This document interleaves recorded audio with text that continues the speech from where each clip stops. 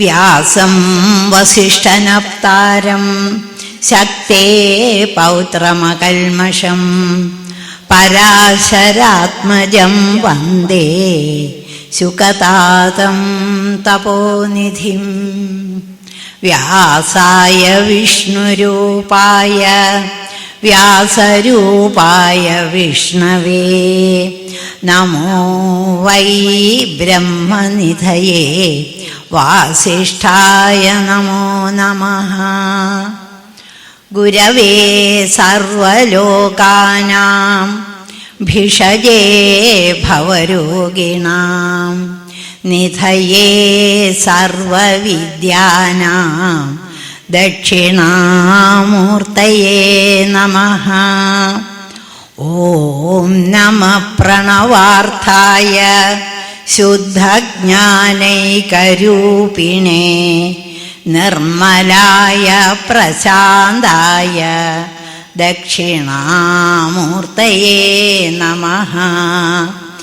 ഈശ്വരോ ഗുരുരാത്മേതി മൂർത്തിഭേദവിഭാഗിനേ വ്യോമവത് വ്യാപ്തദേഹായ ദക്ഷിണാമൂർത്തയേ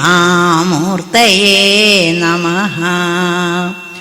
ഗുരുബ്രഹ്മാ ഗുരുർവിഷ്ണു ഗുരുർദേവോ മഹേശ്വരഃ ഗുരുസാക്ഷാത് പരബ്രഹ്മ തസ്മൈ ശ്രീ ഗുരവേ നമഃ.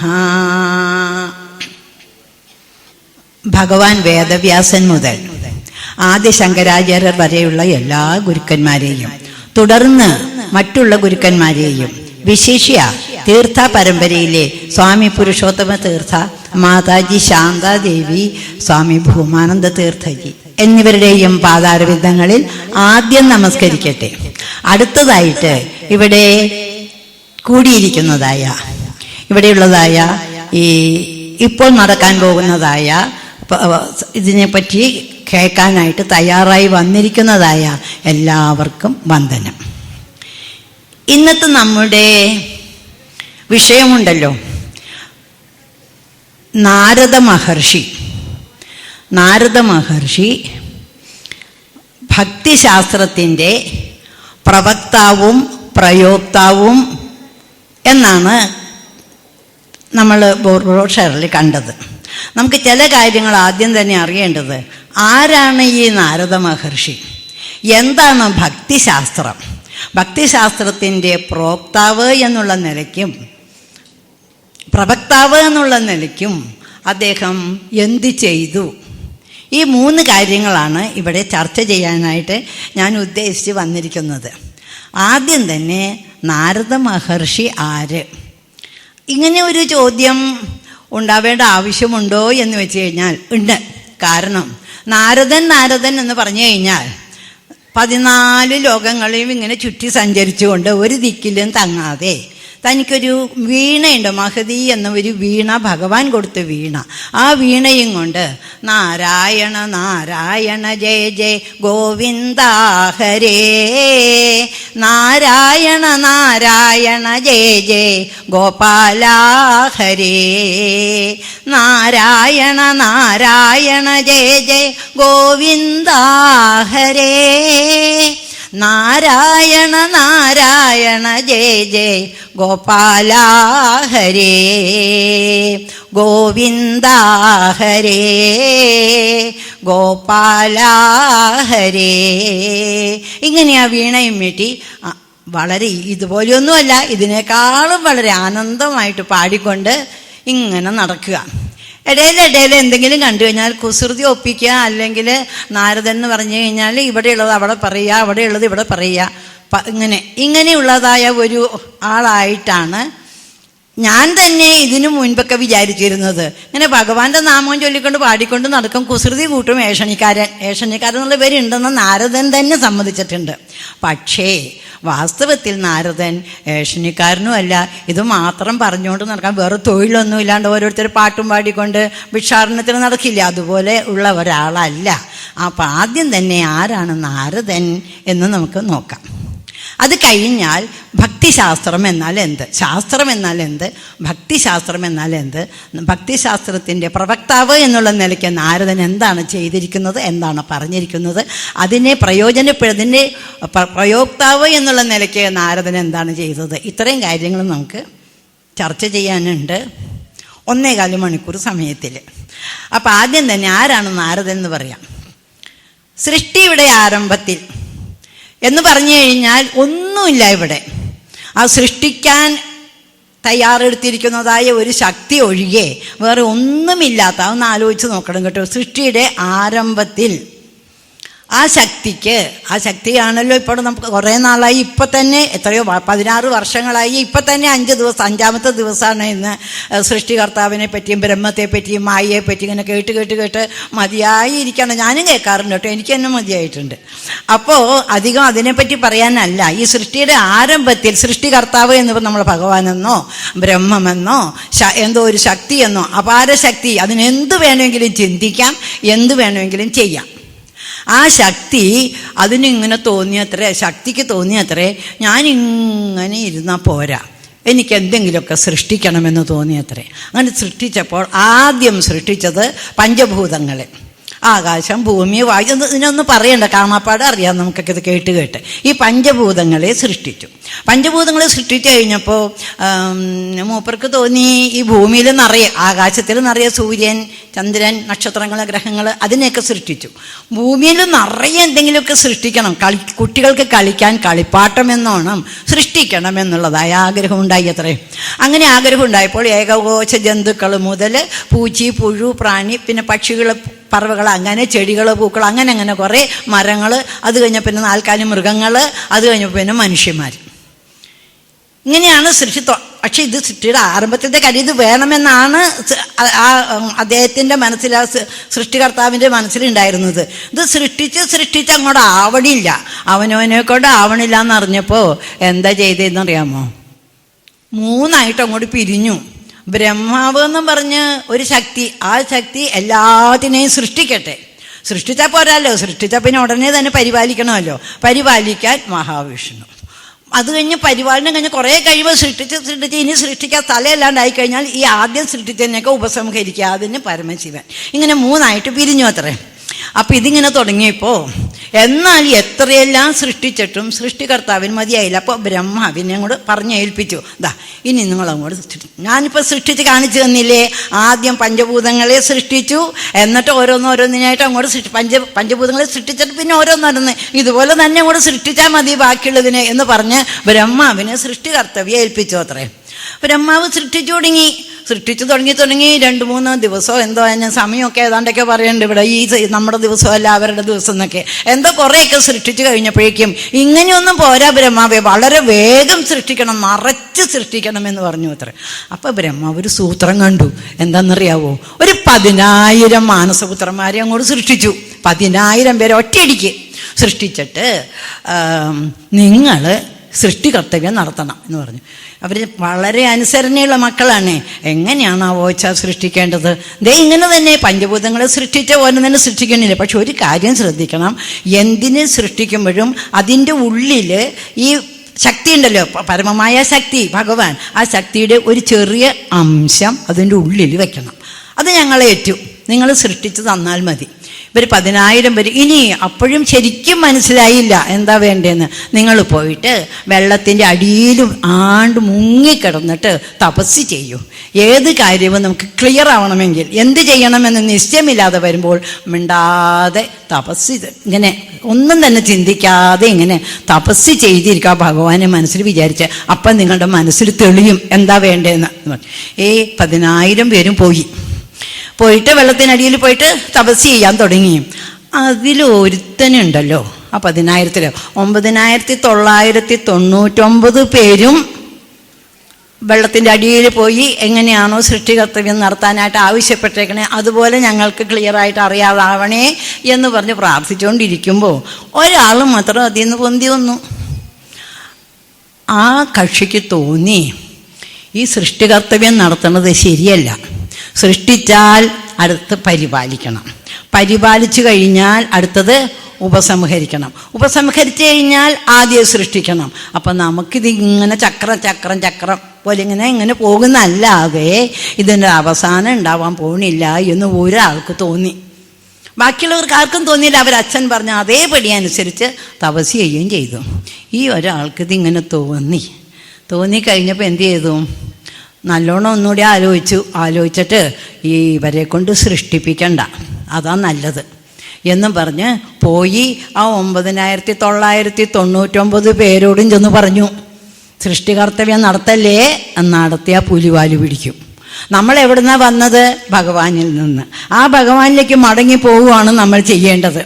അതാണ് നമ്മുടെ കടമ. അല്ലാതെ ഇതിങ്ങനെ കർത്തവ്യം നടത്തിക്കൊണ്ട് അത് കഴിഞ്ഞ് അവരെ പരിപാലിച്ചുകൊണ്ട് അത് കഴിഞ്ഞ് അത് ഉപസംഹരിക്കുക, അത് കഴിഞ്ഞാൽ പിന്നെ ആദ്യം സൃഷ്ടിക്കുക, ഇത് ചെയ്യരുത് കേട്ടോ എന്ന് പറഞ്ഞു. പക്ഷേ അച്ഛൻ പറഞ്ഞാൽ അനുസരണയുള്ള ആ 9999 മക്കൾക്കും അത് ഈ ചേട്ടൻ പറയണത് ശരിയാണല്ലോ എന്ന് തോന്നിയത്രേ. അപ്പം അവർ 9999 പേരും സൃഷ്ടികർത്തവ്യം അവിടെ നിർത്തിയിട്ട് മോക്ഷപ്രാപ്തിക്കുള്ള വഴിയിലേക്ക് അവർ പോയി.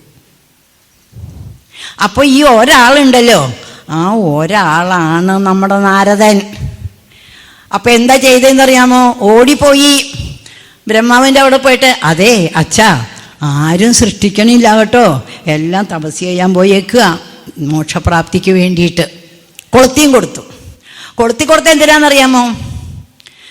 ഇനി സൃഷ്ടിക്കണമെന്ന് മോഹം ഉണ്ടെങ്കിൽ അടുത്ത് തന്നെ ഉടനെ തന്നെ വേറെ ആൾക്കാർക്ക് അന്വേഷിച്ചോട്ടെ വെച്ചിട്ടാ. അപ്പോൾ ഈ ബ്രഹ്മാവ് ഉടനെ തന്നെ അടുത്ത 10,000 പേര് അങ്ങോട്ട് ചോദിക്കുക. എന്തൊക്കെ പേരുണ്ട് കേട്ടോ ഇവർക്കൊക്കെ. എനിക്ക് 100,000 കൂട്ടം പേരുകളൊന്നും ഓർമ്മയില്ല, പറഞ്ഞാൽ നിങ്ങൾക്ക് ഓർമ്മയുണ്ടാവില്ല. വേണമെന്നുള്ളൊരു ബുക്കിൽ നോക്കിക്കോളൂ. ആദ്യം സൃഷ്ടിച്ച 10,000 പേർക്ക് പേരുണ്ട്, 2000 സൃഷ്ടിച്ച 10,000 പേർക്കും പേരുണ്ട്. അറിയാമെന്നുണ്ടെങ്കിലും ഞാൻ പറയാൻ പോണില്ല. അപ്പോൾ ഈ 10,000 പേരിൽ ഒരു പെണ്ണുണ്ടായിരുന്നു അത്രേ. ബാക്കി 9999 ആണുങ്ങൾ. അവനെ അങ്ങോട്ട് സൃഷ്ടിച്ച് വിട്ടതേ നിങ്ങൾ സൃഷ്ടികർത്തവ്യം നടത്തണം കേട്ടോ. നമ്മുടെ നിരാകാര നിർഗുണ പരബ്രഹ്മ ഭഗവാന്റെ ഇതാണ്, ആഗ്രഹമാണ്, എന്നെയാണ് ഏൽപ്പിച്ചേക്കുന്നത്, എന്നെ നാണം കെടുത്തരുത്, ഓടിപ്പോയി സൃഷ്ടികർത്തവ്യം നടത്തണമെന്ന് പറഞ്ഞു വിട്ടു. നിങ്ങളും പോയി തപസ് ചെയ്യൂ എന്ന് പറഞ്ഞു. അവരും തപസ് ചെയ്യാൻ പോയി. പിന്നാലെ പോയി നമ്മുടെ നാരദൻ, എടോ ദേ നോക്കൂ, ആവശ്യമില്ലാത്ത പണിയൊന്നും ചെയ്യല്ലേ, മിണ്ടാതെ പോയിക്കോളൂ, അതാ നല്ലത്, പോയി നമ്മൾ എവിടെ നിന്ന് വന്നോ അവിടെ എത്തിച്ചേരാനുള്ള വഴി നോക്കിക്കോളൂ കേട്ടോ എന്ന്. അതെ, നമ്മളിത് നാരദൻ പറഞ്ഞു എന്നൊക്കെ പറയണേ ഉള്ളൂ, നമ്മളോടും പറയണത് ഇത് തന്നെയാണ് കേട്ടോ. വേണ്ടാത്തതിനൊന്നും പോവാതെ എവിടെ നിന്ന് വന്നോ അവിടേക്ക് പോകാനുള്ള വഴി കണ്ടോളാൻ. അതിനെന്താ ചെയ്യാൻ പറഞ്ഞത്? തപസ് ചെയ്യാനാണ് അവരോട് പറഞ്ഞത്. നമ്മളോട് പറയണ്ട, നാരദൻ വേറെ എന്താ വേണ്ടതെന്ന് നമുക്കും പറഞ്ഞു തരണം, നമ്മൾ എന്താ ചെയ്യേണ്ടതെന്നും പറഞ്ഞു തരുന്നുണ്ട്. ഇങ്ങനെ പറഞ്ഞപ്പോൾ രണ്ടാമത്തെ അവരും ആ പെണ്ണടക്കം 10,000 പേരും ഇപ്പോൾ 19,999 പേരെ പാവം ഈ ബ്രഹ്മദേവൻ സൃഷ്ടിച്ചിട്ട് ഒരെണ്ണത്തിനെ പോലും ഇവർ സൃഷ്ടിച്ചില്ല. കേൾക്കൂ. എന്നിട്ട് അപ്പം ബ്രഹ്മദേവൻ ആലോചിച്ചു, ഇതെന്താ ഇങ്ങനെ? എൻ്റെ മക്കളൊക്കെ അനുസരണയുള്ളവരാണല്ലോ, നമ്മുടെ മക്കളെ പോലെയല്ലേ, അനുസരണയുള്ളവരാണ്, പറഞ്ഞാൽ അതേപടി കേൾക്കണവരാണല്ലോ, എന്തോ ഇതിൻ്റെ ഇടയിൽ ഏടാകൂടം ഉണ്ട്, അത് എന്താന്നുള്ളതൊന്നും അറിയണം എന്ന് പറഞ്ഞ് പതുക്കെ പുറപ്പെട്ടപ്പോഴാണ് നാരദനെ പിടികിട്ടിയത്. അപ്പോൾ എന്താടോ ഇങ്ങോട്ട് വരൂ, അച്ഛനല്ലേ മകനെ എടോന്ന് വിളിക്കാം. നാരദനെ എടോന്ന് ഞാൻ വിളിച്ചിട്ടില്ല കേട്ടോ, ബ്രഹ്മദേവൻ വിളിച്ചതാ. അപ്പോൾ നാരദനെ വിളിച്ചു, ഇങ്ങോട്ട് വരൂ. അതെ, എന്താ ഇവരാരും സൃഷ്ടിക്കാത്തത്? അതെ അച്ഛാ, ഞാനാ പറഞ്ഞു കേട്ടോ അവരോടൊന്നും സൃഷ്ടിക്കണ്ടെന്ന്. സത്യം പറഞ്ഞു. നാരദൻ നുണയൊന്നും പറയില്ല, സത്യം പറഞ്ഞു, ഞാനാ പറഞ്ഞത് സൃഷ്ടിക്കണ്ടെന്ന്. എന്താ കാരണം? അതോ,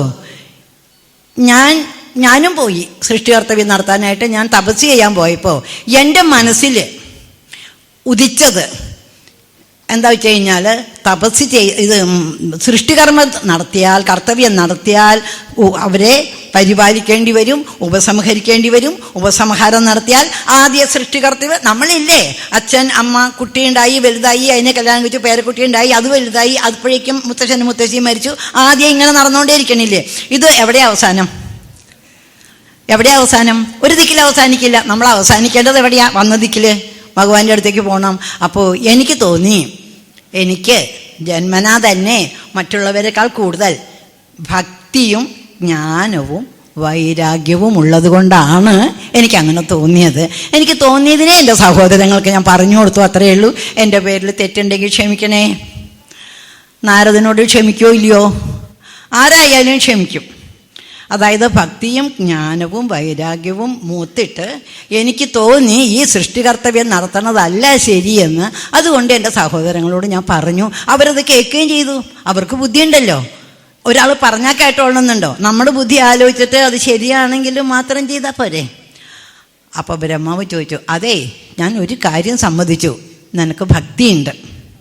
അതിൻ്റെ ഇടയിൽ നാരദൻ പോയി ഒരാൾ പറഞ്ഞു കൊടുത്തു അത്രേ പരമശിവനെ തപസ് ചെയ്യാൻ. പരമശിവനെ തപസ് ചെയ്യാൻ പോയപ്പോൾ അവിടെ പോയി നോക്കിയപ്പോൾ ഉണ്ടോ പരമശിവൻ തപസ് ചെയ്യണു. പരമശിവനാര്. അപ്പോൾ ഒരു ദിക്കിൽ പോയാൽ, ഒരു ഓഫീസിൽ പോയാൽ ഏറ്റവും മുകളിലുള്ള ആളെ പിടിച്ചാൽ വേഗം കാര്യം നടക്കുള്ളൂ. അപ്പോൾ പരമശിവനെ പിടിക്കണേനേക്കാളും നല്ലത് പരമശിവൻ ആരെയാ തപസ് ചെയ്യണേ? പരമശിവൻ പറഞ്ഞു, ഞാൻ മഹാവിഷ്ണുവിനെയാണ് തപസ് ചെയ്യണത്, നീയും മഹാവിഷ്ണുവിനെ തപസ് ചെയ്യൂ. പരമശിവൻ വേണ്ട അനുഗ്രഹം നാരദന് കൊടുക്കുകയും ചെയ്തു. എന്നിട്ടാണ് നാരദ പഞ്ചരാത്രം, അത് വരണുണ്ട് കേട്ടോ, അത് പിന്നീട് പറയാം. അപ്പോൾ ഈ മഹാവിഷ്ണുവിനെ തപിച്ച മഹാവിഷ്ണു പറഞ്ഞു, ശരി, നീ ഇപ്പോൾ ചില കുസൃതികളൊക്കെ കാണിച്ചു വെച്ചിട്ടുണ്ട്, അതിനൊക്കെ ഫലം അനുഭവിച്ചിട്ട് അനുഭവം കഴിഞ്ഞ് വന്നാൽ പിന്നീട് നോക്കാം കേട്ടോ, ഇപ്പം ഇങ്ങനെ ഇരിക്കട്ടെ എന്ന് പറഞ്ഞ് അനുഗ്രഹിച്ച് വിട്ടേ ഉള്ളൂ. അപ്പോൾ ബ്രഹ്മാവ് പറഞ്ഞു, നിനക്ക് നല്ല ഭക്തിയുണ്ട്, നല്ല ജ്ഞാനമുണ്ട്, വൈരാഗ്യബുദ്ധിയുണ്ട്, ഇതൊന്നും വേണ്ട തോന്നുന്നുണ്ടല്ലോ, വൈരാഗ്യബുദ്ധിയുമുണ്ട് നിനക്ക്. പക്ഷേ ഒരെണ്ണം ഇല്ല. എന്താണെന്നറിയാമോ? വൈരാഗ്യം വന്നാൽ പോരാ, വൈരാഗ്യം ഉറയ്ക്കണം. വൈരാഗ്യം ഇതിവിടെ നമ്മൾ കേൾക്കണം കേട്ടോ, കഥ കേൾക്കണത് പോലെ കേട്ടാൽ പോരാ. വൈരാഗ്യം ഉറയ്ക്കണം. വൈരാഗ്യം ഉറയ്ക്കണമെന്നുണ്ടെങ്കിൽ അനുഭവം വേണം കൂട്ടാ. നിനക്ക് എന്താ അനുഭവമാണ് ഉള്ളത്? ഏതിനെങ്കിലും ഒരെണ്ണത്തിന് സൃഷ്ടിച്ചിട്ട് പരിപാലിച്ചിട്ട് ഉപസംഹരിച്ചിട്ട് ഇത് വയ്യാന്ന് തോന്നിയിട്ട് പിന്നീട് പോയാൽ അത് ഉറച്ച വൈരാഗ്യമായി. നീ ഈ മുളയെന്ന് ഇങ്ങോട്ട് പുറത്തേക്ക് വന്നപ്പോഴേക്കും വൈരാഗ്യം കൊണ്ടുവന്ന് ബാക്കിയുള്ള 19,999 പേരെന്നെ മുടക്കിയില്ലേ? ഇതിന് നിന്നെ വെറുതെ വിടില്ല. ശാപം കൊടുത്തു. ശാപം എന്ന് വെച്ചാൽ ശാപമായിട്ടല്ല, അനുഭവം ഉണ്ടാകാൻ വേണ്ടിയിട്ട് നാരദനെ ഒരു ഗന്ധർവനായിട്ട് മാറ്റി. ഗന്ധർവന് 64 വിദ്യകളും അറിയാവുന്ന, 64 കലകളും അറിയാവുന്ന അതിസുന്ദരനായ ചെറുപ്പക്കാരനായ ഒരു ഗന്ധർവനാക്കി മാറ്റിയിട്ട് എന്താ ഉദ്യോഗം കൊടുത്തതെന്നറിയാമോ?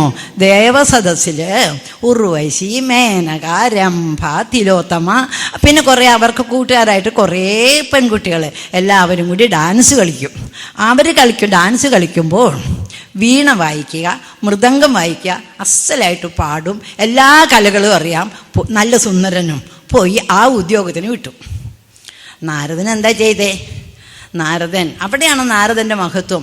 വളരെ സന്തോഷത്തോടു കൂടി, വിഷമിച്ചിട്ടല്ല, ശരിക്കും ഭക്തിയും ജ്ഞാനവും വൈരാഗ്യവും ഒക്കെ ഉള്ളവർ വീട്ടിൽ നിന്ന് കല്യാണം ആലോചിക്കുകയെ അല്ലെങ്കിൽ ആരുടെയെങ്കിലും കൂടി ജീവിക്കാൻ പറഞ്ഞ് വിടുകയെ അങ്ങനെ എന്തെങ്കിലുമൊക്കെ ചെയ്യേണ്ടി വന്നു കഴിഞ്ഞാൽ, സംസർഗം, പുരുഷ സംസർഗം സ്ത്രീക്കും സ്ത്രീ സംസർഗം പുരുഷനും വേണ്ടി വന്നാൽ അവർക്ക് വലിയ വിഷമാവും മനസ്സിന്. കാരണമേ ഇത്രയും ഭക്തിയും ജ്ഞാനവും വൈരാഗ്യമൊക്കെ ഉണ്ടായിട്ട് എനിക്കിത് വേണ്ടി വരണമല്ലോ എന്ന്. നാരദന് യാതൊരു സങ്കടവും കൂടാതെ ആ ശാപത്തിനെ സന്തോഷത്തോടു കൂടി ഏറ്റുവാങ്ങി ഒരു ഗന്ധർവനായി. ഇത് നാരദൻ്റെ എന്തിനാ സൂചിപ്പിക്കണമെന്നറിയാവോ? നാരദൻ്റെ ക്ഷമയെ അല്ല, ക്ഷമയ്ക്കപ്പുറം ഒരെണ്ണമുണ്ട്, തിതിക്ഷ എന്ന് പറയും. തിതിക്ഷ എന്ന് പറഞ്ഞാൽ സഹനം സർവദുഃഖാന, അപ്രതികാരപൂർവകം ചിന്താവിലാപരഹിതം. ഒന്നിനെപ്പറ്റി ചിന്തിക്കുകയോ വിലപിക്കുകയോ ചെയ്യാതെ ആ പറഞ്ഞതായ അവർ പറഞ്ഞത് നോക്കൂ, ആലോചിച്ച് നോക്കൂ. ഈശ്വര ഭഗവാനെ നാരായണ നാരായണ നാരായണ എന്ന് ജപിച്ചിരിക്കുന്ന ഒരാളോട് ദേവസദസ്സിലെ പെൺകുട്ടികൾ ഡാൻസ് കളിക്കുമ്പോൾ അതിന് പാട്ട് പാടി കൊടുക്ക്, അവരുടെ കൂടെ പോയിരുന്ന മൃദംഗം കൊട്ടി കൊടുക്ക് എന്നൊക്കെ പറഞ്ഞ് അവരുടെ സംസർഗത്തിലേക്ക്, സത്സംസർഗ നല്ലവർ തന്നെ, പക്ഷേ ആ സംസർഗത്തിലേക്ക്, സ്ത്രീ സർഗ അവിടെ നിന്ന് മാറുക വേണ്ടത്, അതിലേക്ക് പോകാനാ പറഞ്ഞത്. നാരദൻ പോയി, ധൈര്യമായിട്ട് പോയി. ഏത് നേരം ഉള്ളിൽ നാരായണനായിരുന്നു. അപ്പം അതുകൊണ്ട് ഈ രംഭയെ കണ്ടട്ടോ, ഈ തിലോത്തമയെ കണ്ടട്ടോ, ഈ ഉർവശിയെ കണ്ടട്ടോ, മേനകയെ കണ്ടട്ടോ, ഇളകിയില്ലാത്രേ. അപ്പോൾ അങ്ങനെ ഇരിക്കുമ്പോൾ ഈ കാമദേവൻ എന്ന് പറഞ്ഞൊരു ദേവനുണ്ട്, കേട്ടിട്ടുണ്ടാവൂ ഇല്ലേ? അവൻ കാമദേവൻ ഉദ്യോഗം എന്താ വെച്ച് കഴിഞ്ഞാൽ ഓരോരുത്തരുടെ മേത്തേക്ക് ചെറുപ്പം പ്രായമായി കഴിഞ്ഞാൽ, കുട്ടിക്കാലത്തൊന്നും ചെയ്യില്ല, ചെറുപ്പം പ്രായമായി കഴിഞ്ഞ് കഴിഞ്ഞാൽ പൂബാണം എയ്യോ അത്രേ. പൂബാണം എഴുതി കഴിഞ്ഞാൽ അവർക്ക് കാമം, അനുരാഗം മനസ്സിലുണ്ടാവും. അപ്പോഴാണ് ഏതെങ്കിലും ഒരു സ്ത്രീക്ക് പുരുഷനെ കാണുമ്പോഴും പുരുഷന് സ്ത്രീയെ കാണുമ്പോഴും സംഗമിക്കണം എന്നും ഒക്കെ തോന്നുക. നാരദൻ പതുക്കെ ഒരു പൂബാണങ്ങൾ അയച്ചു നോക്കി, ഒന്നും ഏഷണില്ല. ഒരു ദിവസം 1 സെക്കൻഡ് നേരത്തേക്ക് നാരദന്റെ മേത്തത് ഏശി. അപ്പോൾ ഏറ്റവും സുന്ദരിയായ രംഭ ദേവസദസ്സിൽ ഡാൻസ് കളിച്ചുകൊണ്ടിരിക്കുകയായിരുന്നു. അപ്പോൾ രംഭയെ നോക്കിയപ്പോൾ നാരദന് പെട്ടെന്ന്, എന്തൊരു സുന്ദരി, എത്ര ഭംഗിയായിട്ടാണ് കളിക്കണത്, അവരുടെ കയ്യും കാലും അവരുടെ ശരീരമൊക്കെ കണ്ടു കഴിഞ്ഞാൽ 1 സെക്കൻഡ് നേരത്തേക്ക് മനസ്സിൽ നിന്ന് നാരായണൻ അങ്ങോട്ട് പോയി. രംഭ വന്നു, 1 സെക്കൻഡേ വന്നുള്ളൂ കേട്ടോ. അപ്പോഴേക്കും നാരദൻ്റെ തൊണ്ടയിടറി, ശബ്ദം പോയി, താളം തെറ്റി, വീണ ശരിക്കും മീട്ടാൻ പറ്റിയില്ല, രംഭയ്ക്ക് ആടാൻ പറ്റിയില്ല. ഇതെല്ലാവരും നോക്കിയിരിക്കുകയല്ലേ. ഇപ്പോൾ രംഭ കളിക്കുന്ന ഡാൻസ് ഇപ്പം ഞാനിവിടെ ഇരുന്ന് എന്തെങ്കിലും പറയുമ്പോൾ എല്ലാവരും നോക്കിയിരിക്കുകയല്ലേ. നോക്കിയിരിക്കുന്നവർക്ക് എല്ലാവർക്കും മനസ്സിലായി നാരദന് എന്തോ പറ്റിയിട്ടുണ്ടല്ലോ. രംഭ അവിടെ ഡാൻസ് നിർത്തി. അപ്പോൾ ബ്രഹ്മാവാണല്ലോ അതിൻ്റെ പ്രധാനപ്പെട്ട ആളിൽ ഒരാൾ. ബ്രഹ്മദേവൻ പറഞ്ഞു, ഈ പരിപാടി സൈറ്റടി പോലത്തെ, നമ്മൾ പറയാറുള്ള ഭാഷയില്ലേ, ആ സൈറ്റടി പോലത്തെ കാര്യങ്ങളൊന്നും ദേവലോകത്ത് പറ്റില്ല കേട്ടോ. ഇതിന് നീ ഒരു കാര്യം ചെയ്യ്, നീ ഭൂമിയിൽ പോയിട്ട് നിൻ്റെ എല്ലാ ആഗ്രഹങ്ങളും തീർത്തിട്ട് ഇങ്ങോട്ട് പോരെ. അപ്പോഴും നാരദൻ എന്ത് ചെയ്തു? സന്തോഷത്തോടു കൂടി അതിനെ സ്വീകരിച്ചിട്ട് ഭൂമിയിൽ ഒരു ദാസിയുടെ പുത്രനായിട്ട്, ഇവിടെ ഗന്ധർവനായിട്ടൊക്കെയാണ് ആദ്യം വന്നത്, അതുകൊണ്ട് പടിഞ്ഞില്ല എന്നല്ല, കുറച്ച് പടിഞ്ഞു. ആ പടിഞ്ഞതിനെ മുഴുവനാക്കാൻ വേണ്ടിയിട്ട് ഭൂമിയിൽ ഒരു ദാസിയുടെ മകനായിട്ട് ജനിക്കാൻ പറഞ്ഞു. ആയിക്കോട്ടെ, ഒരു ദാസിയുടെ മകനായിട്ട് ജനിച്ചു.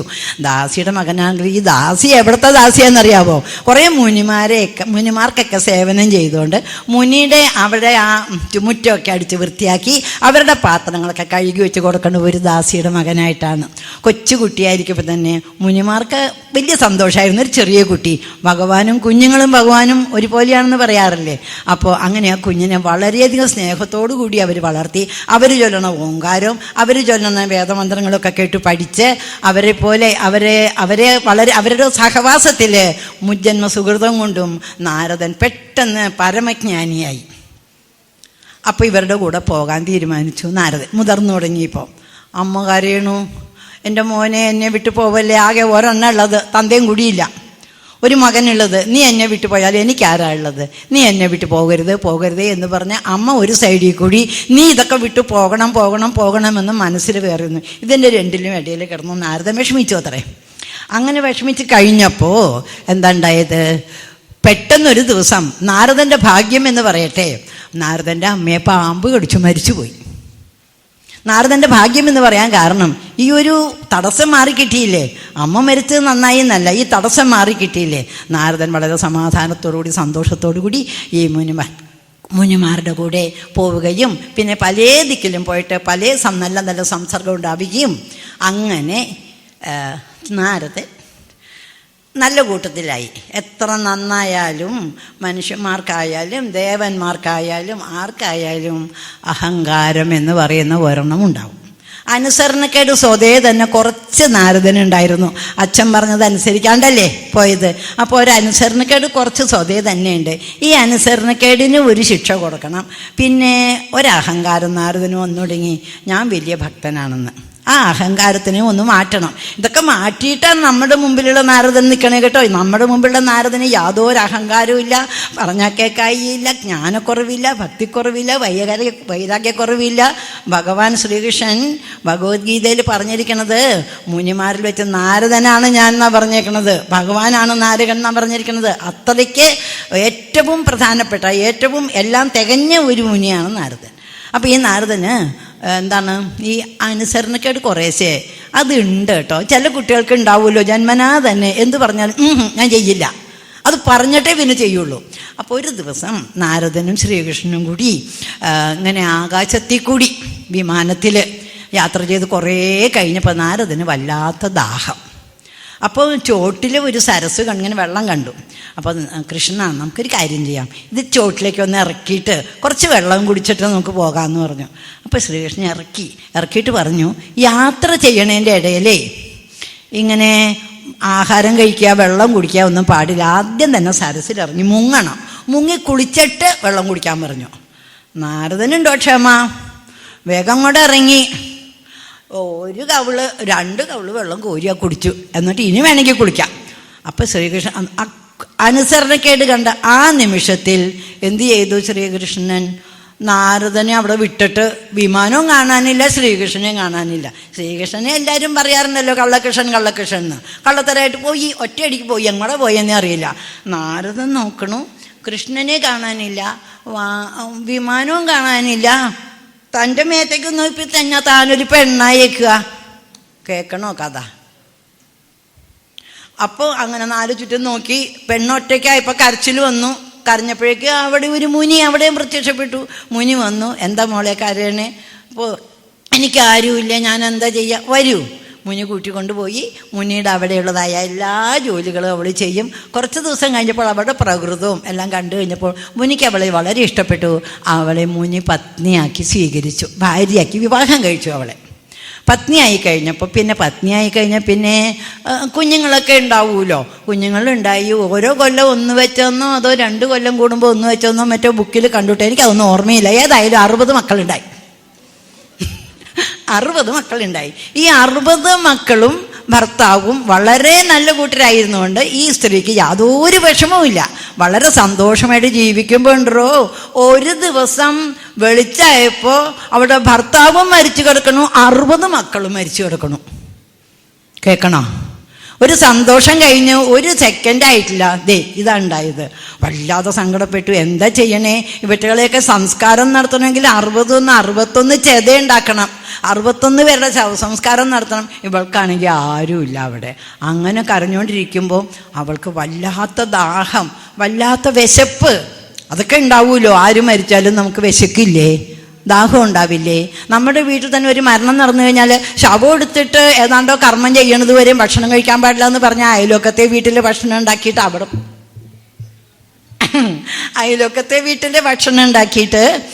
അവിടെ കഴിക്കും. എന്നാലും വിശപ്പെടുക്കാൻ പറ്റില്ല. അങ്ങനെയല്ലേ പതിവ്? അപ്പോൾ ഇവളെന്ത് ചെയ്തു? 4 ചുറ്റും നോക്കിയപ്പോൾ ഒരു മരത്തിൽ ഒരു നല്ല മാമ്പഴം പഴുത്തിങ്ങനെ നിൽക്കണം. അതിനെ പറിക്കാനായിട്ട് എത്തിച്ചപ്പോണ്ടോ കയ്യെത്തണില്ല. അവിടെ പിന്നെ വടിയും കിടിയും ഒന്നൊക്കെ ശവശരീരങ്ങളാണ്. അവളെന്ത് ചെയ്തു? ഈ ശവശരീരങ്ങളെയൊക്കെ ഇങ്ങനെ കൂട്ടി വെച്ചു അത്രേ. എന്നിട്ട് അതിൻ്റെ മീതെ കയറി നിന്നിട്ട് ആ പഴവും കൂടി പറിച്ച് കയ്യിൽ കിട്ടി. തിന്നാൻ പുറപ്പെട്ടപ്പോഴേക്കും എവിടുന്നോ ഒരു ബ്രാഹ്മണൻ, നീ എന്തായി കാണിക്കണത്? നിന്റെ ഭർത്താവും നിന്റെ 60 മക്കളും മരിച്ചു കിടക്കുമ്പോഴാണോ നിനക്ക് തിന്നാൻ തോന്നണത്? എന്തെങ്കിലും ഭക്ഷണം കഴിക്കണമെങ്കിൽ ആദ്യം തന്നെ എന്താ വേണ്ടതെന്നറിയാമോ? നീ പോയി കുളിക്കണം. ആ സരസിലിറങ്ങി കുളിച്ചിട്ട് കയറി വാ, എന്നിട്ടാവട്ടെ ബാക്കി കാര്യങ്ങൾ എന്ന് പറഞ്ഞപ്പോൾ അവളുടനെ തന്നെ യാതൊന്നും ആലോചിക്കാതെ ആ മാമ്പഴത്തോടു കൂടി ആ സരസിലേക്ക് ഇറങ്ങി. മാമ്പഴം നനയണ്ടെന്ന് വിചാരിച്ചത് കൈ മാത്രം ഇങ്ങനെ പൊന്തിച്ചു പിടിച്ചു. കൈ ഇങ്ങനെ പൊക്കി പിടിച്ചു. എന്നിട്ട് കയറി വാന്ന് പറഞ്ഞു. കയറി വന്നപ്പോൾ നോക്കിയപ്പോൾ ഉണ്ട് ഇവിടുന്ന് ഇവിടം വരെ വള, മോതിരം ഒക്കെ ഉണ്ട്. കയ്യിൽ മാമ്പഴം ഉണ്ട്. ബാക്കി മുഴുവനും നാരദൻ. അപ്പോൾ എടോ നല്ലോണം മുങ്ങ, ഈ കൈ മാത്രം ഇങ്ങനെ വെച്ചോണ്ടിരിക്കണം, നല്ലോണം മുങ്ങാൻ പറഞ്ഞു. നല്ലോണം ആണ്ട് മുങ്ങി കയറി വന്നപ്പോൾ കയ്യിൽ മഹതി എന്നുള്ള വീണയും കൊണ്ട് നാരദൻ. ഇപ്പം മനസ്സിലായോ നിനക്ക്? മായ എന്ന് പറഞ്ഞാൽ എന്താന്ന് മനസ്സിലായോ? നിന്റെ ഭർത്താവ് എന്നും പറഞ്ഞ് നീ ഇത്രയും കാലം കൊണ്ടു നടന്ന ആൾ ആരാന്നറിയാമോ? അതാണ് കാലമാണത്. കാലക്രമത്തിൽ ആ കാലത്തിൻ്റെ 60 കലകളാണ് ഈ 60 മക്കള്. ഈ കാലത്തിൽ ഇതിൽ പെട്ടപ്പോൾ നീ അറിഞ്ഞോ നീ നാരദനാണെന്ന്? നീ അറിഞ്ഞില്ലല്ലോ. ഇത് തന്നെ മായ. നീ എത്ര നാൾ ഇതിൽ മുങ്ങിക്കിടക്കണോ അത്രയും കാലം നിനക്കറിയില്ല. നീ എത്ര നാൾ മായയിൽ കിടക്കണോ അത്രയും നാൾ നിനക്ക് മായ എന്താന്ന് കണ്ടുപിടിക്കാൻ പറ്റില്ല. പോരെ എന്ന് പറഞ്ഞ് വിളിച്ചു. അപ്പോൾ നാരദന് കുറച്ചൊക്കെ മനസ്സിലായി മായ എന്ന് പറഞ്ഞാൽ എന്താന്ന്. അതും പോരാ. അപ്പം നാരദന് പിന്നെ ശ്രീകൃഷ്ണനോട് പറയാമല്ലോ, പരമഭക്തനാണല്ലോ. പറഞ്ഞു, നോക്കൂ, എനിക്ക് മായ എന്ന് പറഞ്ഞാൽ എന്താന്ന് ശരിക്കും മനസ്സിലാവണം. ഓഹോ, ഇത്രയായിട്ട് നിനക്ക് മനസ്സിലായില്ലേ? അതിനെന്താ, കാണിച്ചു തരാലോ.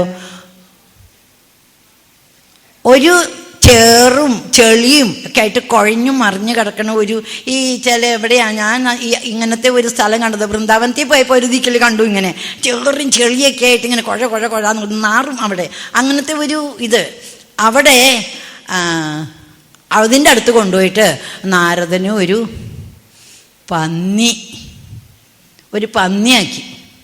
പന്നിയാക്കിയിട്ട് അവിടെ വിട്ടു. അപ്പുറത്ത് വേറെ ഒരു പെൺപന്നി അതിന് അവിടെ ഉണ്ട്. ഈ പന്നി എന്ത് ചെയ്തു? ശ്രീകൃഷ്ണൻ പോയി.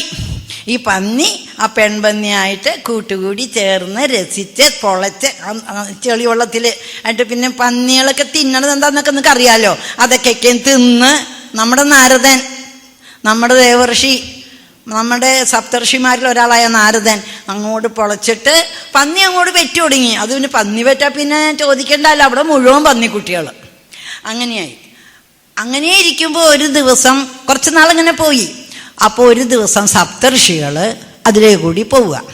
അപ്പം നാരദനെ കണ്ട അവർക്കറിയാം, അവർക്ക് ജ്ഞാനദൃഷ്ടിയിൽ അറിയാം, അയ്യോ കഷ്ടമേ, നാരദനാണ് ഈ ഇതിൽ കിടന്നിങ്ങനെ പന്നിയുടെ കൂടെ കിടന്നിട്ട് കുഴഞ്ഞിട്ട് മറിഞ്ഞിട്ട് നടക്കണത്, നോക്കൂ ഇങ്ങോട്ട് വാന്ന് പറഞ്ഞ് വിളിച്ചു. ആ പന്നിയോട് പറഞ്ഞു, നോക്കൂ നീ നാരദനാകട്ടോ, ഞങ്ങളുടെ കൂടെയുള്ള ആളാണ്, വരൂ ദേവലോകത്തേക്ക് കൂട്ടിക്കൊണ്ട് പോകാമെന്ന് പറഞ്ഞപ്പോൾ എന്ത് ദേവലോകം? ദേവലോകത്തിൽ ഉർവശി, മേനക, രംഭ, തിലോത്തമ അവരൊക്കെയാണ് ഡാൻസ് ആടുന്നത്. ദേവന്മാരാണ് അവിടെ ഉള്ളത്. അമൃതാണ് നമ്മൾ ഭക്ഷിക്കണത്. നാരദരെ ഇങ്ങനെ നടക്കല്ലേ പന്നിയായിട്ടെന്ന് പറഞ്ഞു. താൻ പോടോ, എനിക്ക് ഇതിനേക്കാളും വലിയ സ്വർഗമോ ഇതിനേക്കാളും വലിയ ദേവലോകമോ ഇല്ല, ഇത് മതി എന്ന് പറഞ്ഞു. അത്രേ കഷ്ടം. മായയുടെ പ്രഭാവം കണ്ടോ? മായയിൽ പെട്ടുപോയാൽ നമ്മൾ അത് തന്നെ മതി, അത് തന്നെ വേണമെന്ന് പറഞ്ഞ് അതിൻ്റെ പിന്നാലെ പോകും. ഏതുപോലെ മക്കളുണ്ടായിട്ടും പേരക്കുട്ടികളുണ്ടായിട്ടും തനിക്ക് ചാവാനുള്ള പ്രായമായിട്ടും ഇനിയും വീട് വീട് വീട്, കുടുംബം കുടുംബം കുടുംബം, മക്കള് പേരക്കുട്ടികൾ എന്നും പറഞ്ഞ് അതിൽ കിടന്ന് പൊളച്ച് നടക്കണില്ലേ? ആ പന്നികളാണ് കേട്ടോ ഈശ്വര. ഇവിടെ ഇരുന്നുകൊണ്ട് ഞാൻ പറയരുത്, ഇവിടെ ഇരിക്കുന്നതിൽ പല ആളുകളും അല്ലേ വീട് വിട്ടു പോരാൻ പറ്റാണ്ട് അവിടെ തന്നെ ഇരിക്കണമെന്ന് ആഗ്രഹമുള്ളവർ, ആഗ്രഹമില്ലാത്തവരുടെ കാര്യമല്ല പറയണത്. അതിന് അങ്ങനെയുള്ളവരെ ഉപമിച്ചേക്കണത് ദേ ഇങ്ങനെയുള്ള പന്നികളോടാ. ഞാനല്ല കേട്ടോ, ഞാനല്ല പറയണത്. ഇതൊക്കെ തുറന്നു നോക്കിയാൽ ഇതൊക്കെ ഈ പുസ്തകങ്ങൾ, നല്ല നല്ല പുണ്യ പുസ്തകങ്ങളിലുള്ളതാണ് ഈ പറയണത്. എന്നിട്ട് അപ്പോഴേക്കും സപ്തർഷികൾ പറഞ്ഞപ്പോൾ കേട്ടില്ലല്ലോ. അത് കഴിഞ്ഞപ്പോൾ സപ്തർഷികൾ ചെന്ന് ശ്രീകൃഷ്ണനോട് പറഞ്ഞു, നോക്കൂ ഇത് കാണാൻ സഹിക്കണില്ല ഞങ്ങൾക്ക് നാരദൻ ഇങ്ങനെ നടക്കുന്നത്. അവസാനം ശ്രീകൃഷ്ണൻ വന്നു വിളിച്ചിട്ട് പൂർവ്വ ബുദ്ധി ഉണ്ടല്ലോ, ഇതിന് മുൻപുണ്ടായിരുന്നതിൻ്റെ ബുദ്ധി ആ പന്നിക്ക് കൊടുത്തപ്പോൾ അത് നാരദനായി. എന്നിട്ട് നിന്ന് നോക്കാൻ പറഞ്ഞു. ദേ ഇതിൻ്റെ ഉള്ളിലാണ് നീ കിടന്ന് കുഴഞ്ഞു മറിഞ്ഞ് ഇതിനേക്കാളും വലിയ സ്വർഗമില്ലാന്ന് പറഞ്ഞ് നടന്നത്. മനസ്സിലായോ മായ? അപ്പം മനസ്സിലായി. ഇങ്ങനെ മായയെ പ്രായോഗികമായിട്ട് മനസ്സിലാക്കിയിട്ട്, വെറുതെ ചുമ്മാ ബുക്കിൽ വായിച്ച് മനസ്സിലാക്കിയതല്ല നാരദൻ. പണ്ട് ആദ്യം പറഞ്ഞിരുന്നത് എന്തുകൊണ്ടാ? ജന്മനാ തന്നെ വിരക്തി ഉണ്ടായിരുന്നു. ഇപ്പോൾ അനുഭവമായി. ഇങ്ങനെ 2 അനുഭവം അങ്ങോട്ട് കഴിഞ്ഞു. ഇനി നാരദന് അഹങ്കാരം ഉണ്ടായിരുന്നു. നാരദൻ്റെ അഹങ്കാരം എന്താ വെച്ച് കഴിഞ്ഞാൽ, ഞാൻ വലിയ പാട്ടുകാരനാണ്, ഞാൻ വലിയ ഭക്തനാണ് എന്നുള്ളതായ അഹങ്കാരമായിരുന്നു. പാട്ടുകാരൻ എന്നുള്ള അഹങ്കാരത്തിന് നല്ല ഭംഗിയായിട്ട് പാടും നാരദൻ്റെ പാട്ട്. അപ്പം നാരദൻ ഭംഗിയായിട്ട് പാടിക്കൊണ്ടിങ്ങനെ പോകുമ്പോൾ ഒരു ദിക്കിൽ ഒരു കുരങ്ങൻ ഇരുന്ന് രാമ രാമ രാമ രാമ എന്ന് പറഞ്ഞ് രാമനാമം പാടുക. അപ്പോൾ നാരദൻ അവിടെ പോയി നിന്നിട്ട് നോക്കി. നല്ല രസമുണ്ട് കേട്ടോ കാര്യം. കുരങ്ങനാണെങ്കിലും നോക്കി പെട്ടെന്ന് മനസ്സിലായി അത് ഹനുമാനാണ്, സാധാരണ കുരങ്ങൊന്നുമല്ല, ഹനുമാനാണ്. അപ്പം നാരദൻ എന്ത് ചെയ്തു? അവിടെ അടുത്തിതുപോലെ ഒരു പാറയുണ്ടായിരുന്നു. ആ പാറയുടെ മീതെ ഈ വീണ വെച്ചു. നാരദൻ്റെ വീണയുണ്ടല്ലോ, മഹതി എന്നുള്ള വീണ, ബ്രഹ്മാവ് കൊടുത്തത്. ആ വീണ അവിടെ വെച്ചിട്ട് സുഖമായിട്ട് നിന്ന് ആ രാമനാമം കേട്ടുകൊണ്ട് നിൽക്കുമ്പോൾ കുറച്ച് കഴിഞ്ഞ് നോക്കിയപ്പോൾ ഉണ്ട് വീണ കാണാനില്ല. വീണ ചോട്ടിലേക്ക് ഇറങ്ങിപ്പോയേക്കണു. അതിൻ്റെ മീതെ ഈ പാറ ഉരുകിയിട്ട് മീതേത്തത് ഉറച്ചിട്ടിരിക്കണു. വീണ എടുക്കാൻ പറ്റണില്ല. അപ്പം നാരദൻ ചോദിച്ചു, ഇതെന്താ അത്? എൻ്റെ വീണ എടുക്കാൻ വയ്യാലോ. അപ്പം ഹനുമാൻ പറഞ്ഞു, ഞാൻ പാടുമ്പോൾ പാറകളൊക്കെ അലിയും, കാരണം ഭഗവാനുള്ള ഭക്തി കൊണ്ട്. അപ്പോൾ ഞാൻ പാടിയപ്പോൾ അതങ്ങനെ ഉറച്ചു പോയതാ. നാരദർ പാടുമ്പോൾ അത് ഉരുകിക്കോളും. നാരദർ പാടി നാരായണ നാരായണ ജയ് ജയ് ഗോവിന്ദ ഹരേ പാടി. എങ്ങനെ പാടിയിട്ട് എത്ര ഭക്തിയോട് പാടിയിട്ടും പാറ ഉറച്ചിരിക്കുക. അപ്പം ഹനുമാൻ വേഗം എന്ത് ചെയ്തു? ഹനുമാൻ വേഗം രാമനാമ താരകം സദാ ഭജോരേ, രാമനാമ താരകം സദാ ഭജോരേ, സദാ ഭജോരേ, സദാ ജപോരേ എന്ന് പറഞ്ഞപ്പോഴേക്കും ആ പാറയെല്ലാം അങ്ങോട്ട് ഉരുകി വീണ് പൊന്തി വന്നു. ഇനി നാണക്കേടിന് വേറെ വല്ലതും വേണോ നാരദന്? നാരദൻ്റെ ഭക്തി ഈ കുരങ്ങൻ്റെ ഭക്തിയുടെ അത്ര പോലും ഇല്ലയെന്ന് വന്നില്ലേ? അപ്പോൾ നാരദന് തൻ്റെ ഭക്തിയേക്കാൾ കൂടുതൽ ഭക്തിയുള്ള ജന്തുക്കൾ വരെ ഉണ്ട് എന്ന് മനസ്സിലാവുകയും തൻ്റെ അഹങ്കാരത്തെ താൻ തന്നെ ശമിപ്പിക്കുകയും ചെയ്തു. നോക്കൂ, ഈ അഹങ്കാരം എന്ന് പറയണത്, ഈ അസൂയ എന്ന് പറയണത്, ധിക്കാരം എന്ന് പറയണതൊക്കെ ദേവന്മാർക്കും വരും അസുരന്മാർക്കും വരും. ഇപ്പം നാരദന് അഹങ്കാരം വന്നില്ലേ? ഇപ്പം ഇങ്ങനെ അടി കിട്ടിയില്ലേ? പക്ഷേ എന്താ വ്യത്യാസം എന്നറിയാമോ? ദേവന്മാർക്ക് അതായത് നല്ല മനുഷ്യർക്ക് അടി കിട്ടിയാൽ ഒരടി കിട്ടിയാൽ മതി, പഠിക്കും. മറ്റവരുണ്ടല്ലോ, അവർക്ക് എത്ര അടി കിട്ടിയാലും അവരുടെ അഹങ്കാരം പോവില്ല, മനസ്സിലാവില്ല. നാരദന് പെട്ടെന്ന് മനസ്സിലായി. പിന്നെ ഇനിയൊരവസരം കൂടി പറയാം. എല്ലാം പറഞ്ഞു കഴിഞ്ഞാൽ ബാക്കി പറയാൻ നേരം ഉണ്ടാവില്ലേ? ഇനിയൊരവസരത്തിൽ നാരദൻ എന്നെപ്പോലെ പരമഭക്തൻ ആരുമില്ല. ഞാൻ ഏതു നേരം നാരായണ നാമം ജപിച്ച് നടക്കുകയാണ്. അദ്ദേഹം അവിടെ മാത്രമല്ലല്ലോ, ഭൂമിയിൽ മാത്രമല്ലല്ലോ, 14 ലോകങ്ങളിൽ പോയി വരുന്ന ആളല്ലേ. 14 ലോകങ്ങളിൽ ഒരു ദിക്കിൽ പോലും ഇതുപോലെ നാമം ചൊല്ലിക്കൊണ്ട് നടക്കണേ ഒരാളെയും നാരദൻ കണ്ടില്ല. അത് സത്യമാണേലും. അപ്പം ഇങ്ങനെ പോയി വൈകുണ്ഠത്തിൽ പോയി കഴിഞ്ഞപ്പോൾ മഹാവിഷ്ണു ചോദിച്ചാൽ, എന്തൊക്കെയാണ് നാരദരെ, എല്ലാ ദിക്കിലും പോയിട്ട് ഇപ്പോൾ കുറക്കാലായാലും കൊണ്ട് കണ്ടിട്ട് എന്താ വിശേഷം? എല്ലാ ദിക്കിലും സുഖമല്ലേ? എല്ലാവരും ഭഗവാന്റെ നാമം ജപിച്ചുകൊണ്ട് നല്ല രീതിയിലൊക്കെ അല്ലേ ജീവിക്കണേ? എൻ്റെ ഭഗവാനെ ഒന്നും പറയണ്ട, ഞാൻ നോക്കിയിട്ട് ഞാൻ മാത്രമേ ഉള്ളൂ ഏത് നേരം ഇങ്ങനെ നാരായണ നാമം ജപിച്ച് നടക്കണത്. ഭൂമിയിലൊന്നും ഒരു മനുഷ്യനില്ല കേട്ടോ. ഭൂമിയിലും ഇല്ലേ? ഇല്ല, ഭൂമിയിലും ഇല്ല. എന്നെപ്പോലെയുള്ള ഒരു ഭക്തനെ ഞാൻ കണ്ടിട്ടില്ല കേട്ടോ. അവിടെ എങ്ങുമില്ല. ആരും നാമമൊന്നും ചൊല്ലണേയില്ല. അങ്ങനെയാണോ? അങ്ങനെയല്ലല്ലോ. ഭൂമിയിൽ ഒരു എങ്ങാണ്ടോ വടക്കൊരു സ്ഥലം പറഞ്ഞു, ഏതാണ്ടോ ദേശത്ത് ഒരു എണ്ണ വിൽക്കണ എണ്ണ വിൽക്കണ ആളുണ്ട്. എണ്ണ വിൽക്കണവരില്ലേ, എള്ളാട്ടി എണ്ണ വിൽക്കണവര്. ആ ഒരുത്തനുണ്ട് ഒരു കുടിലിൽ. അവൻ്റെ അടുത്തൊന്ന് പോയി നോക്കൂ, അവൻ്റെ അടുത്തൊന്ന് പോയി നോക്കാൻ പറഞ്ഞു. അപ്പം നാരദൻ, ഓഹോ, എന്നെക്കാളും വലിയ ഭക്തനോ, ഒരു എണ്ണപ്പാണ്ടിയോ എന്നും പറഞ്ഞ് അന്വേഷിച്ച് വന്നു. ആ എണ്ണപ്പാണ്ടിയിടയ്ക്ക് തന്നെ വന്നു. അപ്പം അയാൾ വൈകുന്നേരം വന്നു കഴിഞ്ഞപ്പോൾ ചോദിച്ചു, ഞാനേ ഇന്ന് എന്നെ കാണാൻ വന്നതാ. എന്താണാവോ കാര്യം? അപ്പം പറഞ്ഞു, നീ എങ്ങനെയാ രാവിലെ എപ്പോഴാണ് എണീക്കുക? ഞാൻ രാവിലെ എണീക്കണമ്പോൾ ഒരു 6 മണിയാവും എണീക്കുമ്പോൾ. 6 മണിയോ? ബ്രാഹ്മമുഹൂർത്തത്തിലൊന്നും എണീക്കില്ലേ? ഇല്ല. അത് കഴിഞ്ഞിട്ടോ? അത് കഴിഞ്ഞ് കഴിഞ്ഞാൽ ഞാൻ പല്ല് തേക്കും. പിന്നെ ഭാര്യ എന്തെങ്കിലും ആഹാരം തന്നിട്ടുണ്ടെങ്കിൽ അത് കഴിക്കും. എന്നിട്ട് കച്ചവടം ചെയ്യാനുള്ള എണ്ണ ഉണ്ടല്ലോ, ഒരു ടിന്നറിയ എണ്ണ തലേ ദിവസം തന്നെ റെഡിയാക്കി വെച്ചിട്ടുണ്ടാവും. ആ എണ്ണ തലയിൽ വെച്ചുകൊണ്ട് ഞാൻ എണ്ണ കച്ചവടം നടത്തും. അത് കഴിഞ്ഞാൽ ഞാൻ എണ്ണ തലയിൽ കയറ്റി വയ്ക്കുമ്പോൾ നാരായണാന്ന് ഞാൻ വിളിക്കും. ഒരു പ്രാവശ്യം വിളിച്ചിട്ട് തലയിൽ വെച്ചിട്ട് കൊണ്ടുപോയി കച്ചവടം നടത്തി വൈകുന്നേരം ആകുമ്പോൾ തിരിച്ചു വരുമ്പോൾ നാരായണാന്നും പറഞ്ഞ് ആ എണ്ണ ടിന്നെ ചോട്ടിൽ വയ്ക്കും. ഇങ്ങനെ ഒരു ദിവസത്തിൽ 2 പ്രാവശ്യം ഞാൻ നാരായണ വിളിക്കും. പിന്നെ ഉള്ളതൊക്കെ ഇങ്ങനെ പോവും, കച്ചവടം നടത്തും, വന്നു കഴിഞ്ഞിട്ട് കുളിയൊന്നും രാവിലെ നേരത്തെ ബ്രാഹ്മമുഹൂർത്തത്തിലൊന്നും ഞാൻ കുളിക്കില്ല. കുളിച്ചിട്ട് എണ്ണയും തലയിൽ കൊണ്ടുപോയി മേത്തൊക്കെ എണ്ണയാവില്ലേ. വൈകുന്നേരം വന്നിട്ട് ഒരു കുളിക്കും. ഇതാണ് ഇവനാ എന്നെക്കാളും വലിയ ഭക്തൻ. ഞാൻ 24 മണിക്കൂർ നാരായണ നാമം ജപിച്ച് നടക്കുന്ന ആള് ഓടി മഹാവിഷ്ണുവിൻ്റെ അടുത്ത്. എന്താ പറയണത്? അവന് ഒരു ചിട്ടയില്ല, ഒന്നുമില്ല. ബ്രാഹ്മമുഹൂർത്തത്തിൽ എണീക്കണില്ല, പല്ല് വയ്ക്കണില്ല, കുളിക്കണില്ല. അവൻ ആകെപ്പാടെ 2 പ്രാവശ്യം അത്ര നാരായണ നാമം ചൊല്ലണുള്ളൂ. അവനായ എണ്ണപ്പാട്ട എണ്ണട്ടിൻ തലയിലെടുത്ത് വയ്ക്കുമ്പോഴും ഇറക്കി വയ്ക്കുമ്പോഴും. അപ്പോൾ കൂട്ടിക്കൊണ്ട് വന്നു. മഹാവിഷ്ണു സ്വയം ഇറങ്ങി വന്നു അത്രേ ഈ എണ്ണപ്പാണ്ടിയുടെ വീട്ടിലേക്ക്. വന്നിട്ട് ഒരു പരിശോധന, ഒരു പന്തയം. ഒരു കുഞ്ഞി കിണ്ണത്തിൽ നിറയെ എണ്ണ എടുത്തിട്ട് ഈ എണ്ണ ഒരു തരി പോലും തുളുമ്പാതെ എന്നെ 3 പ്രദക്ഷിണം വെക്കണം. ഭഗവാൻ തന്നെ പറഞ്ഞു 3 പ്രദക്ഷിണം വെച്ചിട്ട് ഇറക്കി വെക്കണം. അപ്പം നാരദൻ വേഗം എടുത്തു. അത് നിറയെ എണ്ണയാ, തൊട്ടാ തുളുമ്പും. തുളുമ്പല്ലേ ഇങ്ങനെ നോക്കി ഏതാണ്ട് ഒരു 3/4 മണിക്കൂർ എടുത്തു ഭഗവാനെ ഒന്ന് പ്രദക്ഷിണം വെച്ച് വന്ന് ഇറക്കി വെക്കാൻ. ഒരു തുള്ളി തുളുമ്പിയില്ല കേട്ടോ, തുളുമ്പിയില്ല.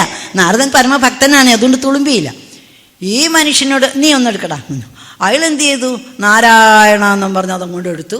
ചുമ്മാ 3 വട്ടം അങ്ങോട്ട് കറങ്ങി നാരായണ എന്നും പറഞ്ഞ് ദേ ഇത്രേ സമയത്തിനുള്ളിൽ ചോട്ടിലിറക്കി വെച്ചു.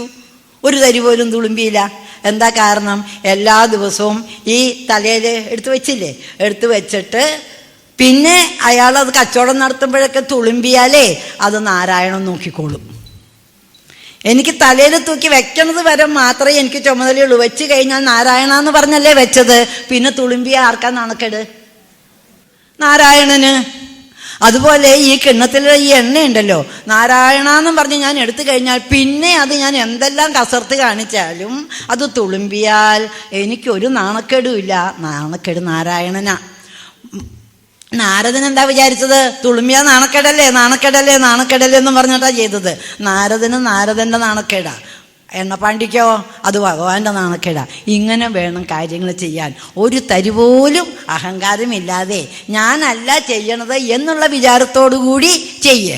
നീ നാരായണ നാരായണ 24 മണിക്കൂറും ജപിച്ചാലും ഒരൊറ്റ പ്രാവശ്യം നാരായണ എന്ന് പറഞ്ഞ് അങ്ങോട്ട് തുടങ്ങിയിട്ട് എന്ത് ജോലി അങ്ങോട്ട് ചെയ്തോളൂ.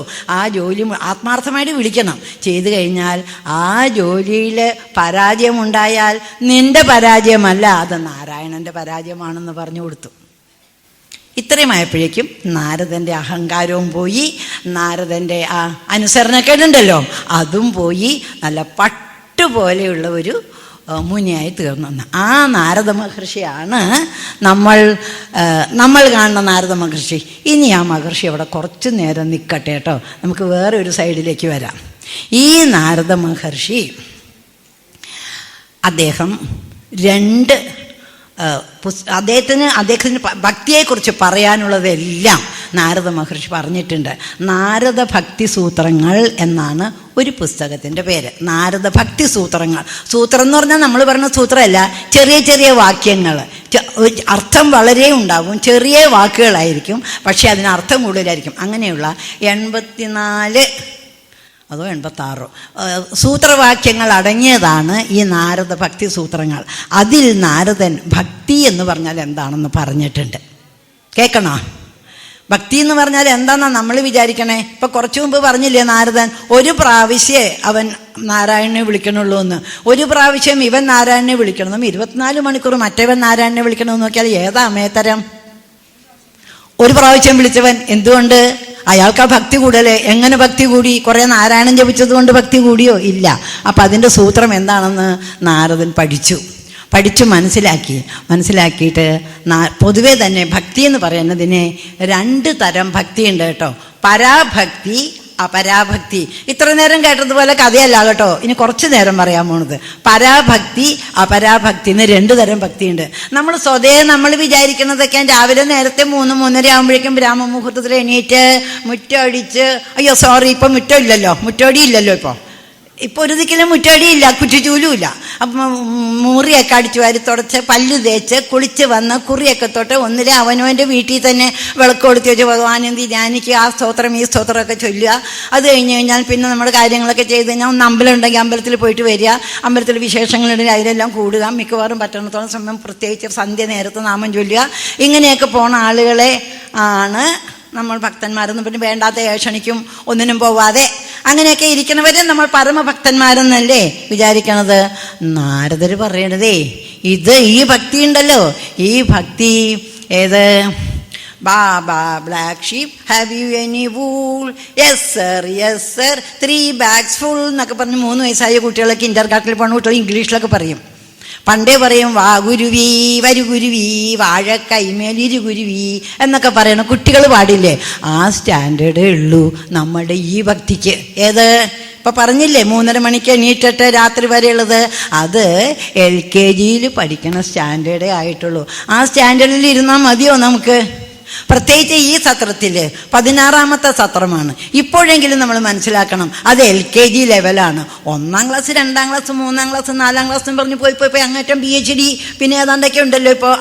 അതിലേക്കൊക്കെ പോവണ്ടേ? അപ്പോൾ അതിന് വേണ്ടിയിട്ടാണ് നാരദരുടെ ഈ ഭക്തി. നാരദൻ പറയണ ഭക്തി ഉണ്ടല്ലോ, നാരദൻ സൂത്രവാക്യങ്ങൾ എഴുതി ഉണ്ടാക്കിയ ഭക്തി ഈ അപരാഭക്തി അല്ല, പരാഭക്തിയാണ്. എന്താ പരാഭക്തി എന്ന് പറഞ്ഞു കഴിഞ്ഞാൽ നാരദഭക്തി സൂത്രത്തിൽ 5 അധ്യായങ്ങളിൽ 1-ാമത്തെ അധ്യായം പരാഭക്തി സ്വരൂപം, പിന്നെ 4 അധ്യായങ്ങളിലായിട്ട് 5 അധ്യായങ്ങളിലായിട്ട് എന്താണ് ഭക്തി എന്ന് തെളിച്ച് പറഞ്ഞിട്ടുണ്ട്. സൂത്രവാക്യങ്ങളാണ് കേട്ടോ. അതിൽ ഈ പരാഭക്തി എന്താണെന്ന് ഒന്ന് കേട്ടിട്ട് പോവാം. നാരദൻ പറയണത് എന്താ വെച്ച് കഴിഞ്ഞാൽ അഥാതോ ഭക്തിം വ്യാഖ്യാസ്യാമ എന്നാണ് 1-ാമത്തെ സൂത്രവാക്യം. അഥാതോ ഭക്തിം വ്യാഖ്യാസ്യാമ. അതിനുശേഷം ഭക്തി എന്നാൽ എന്തെന്നുള്ളതിനെ വ്യാഖ്യാനിക്കാം.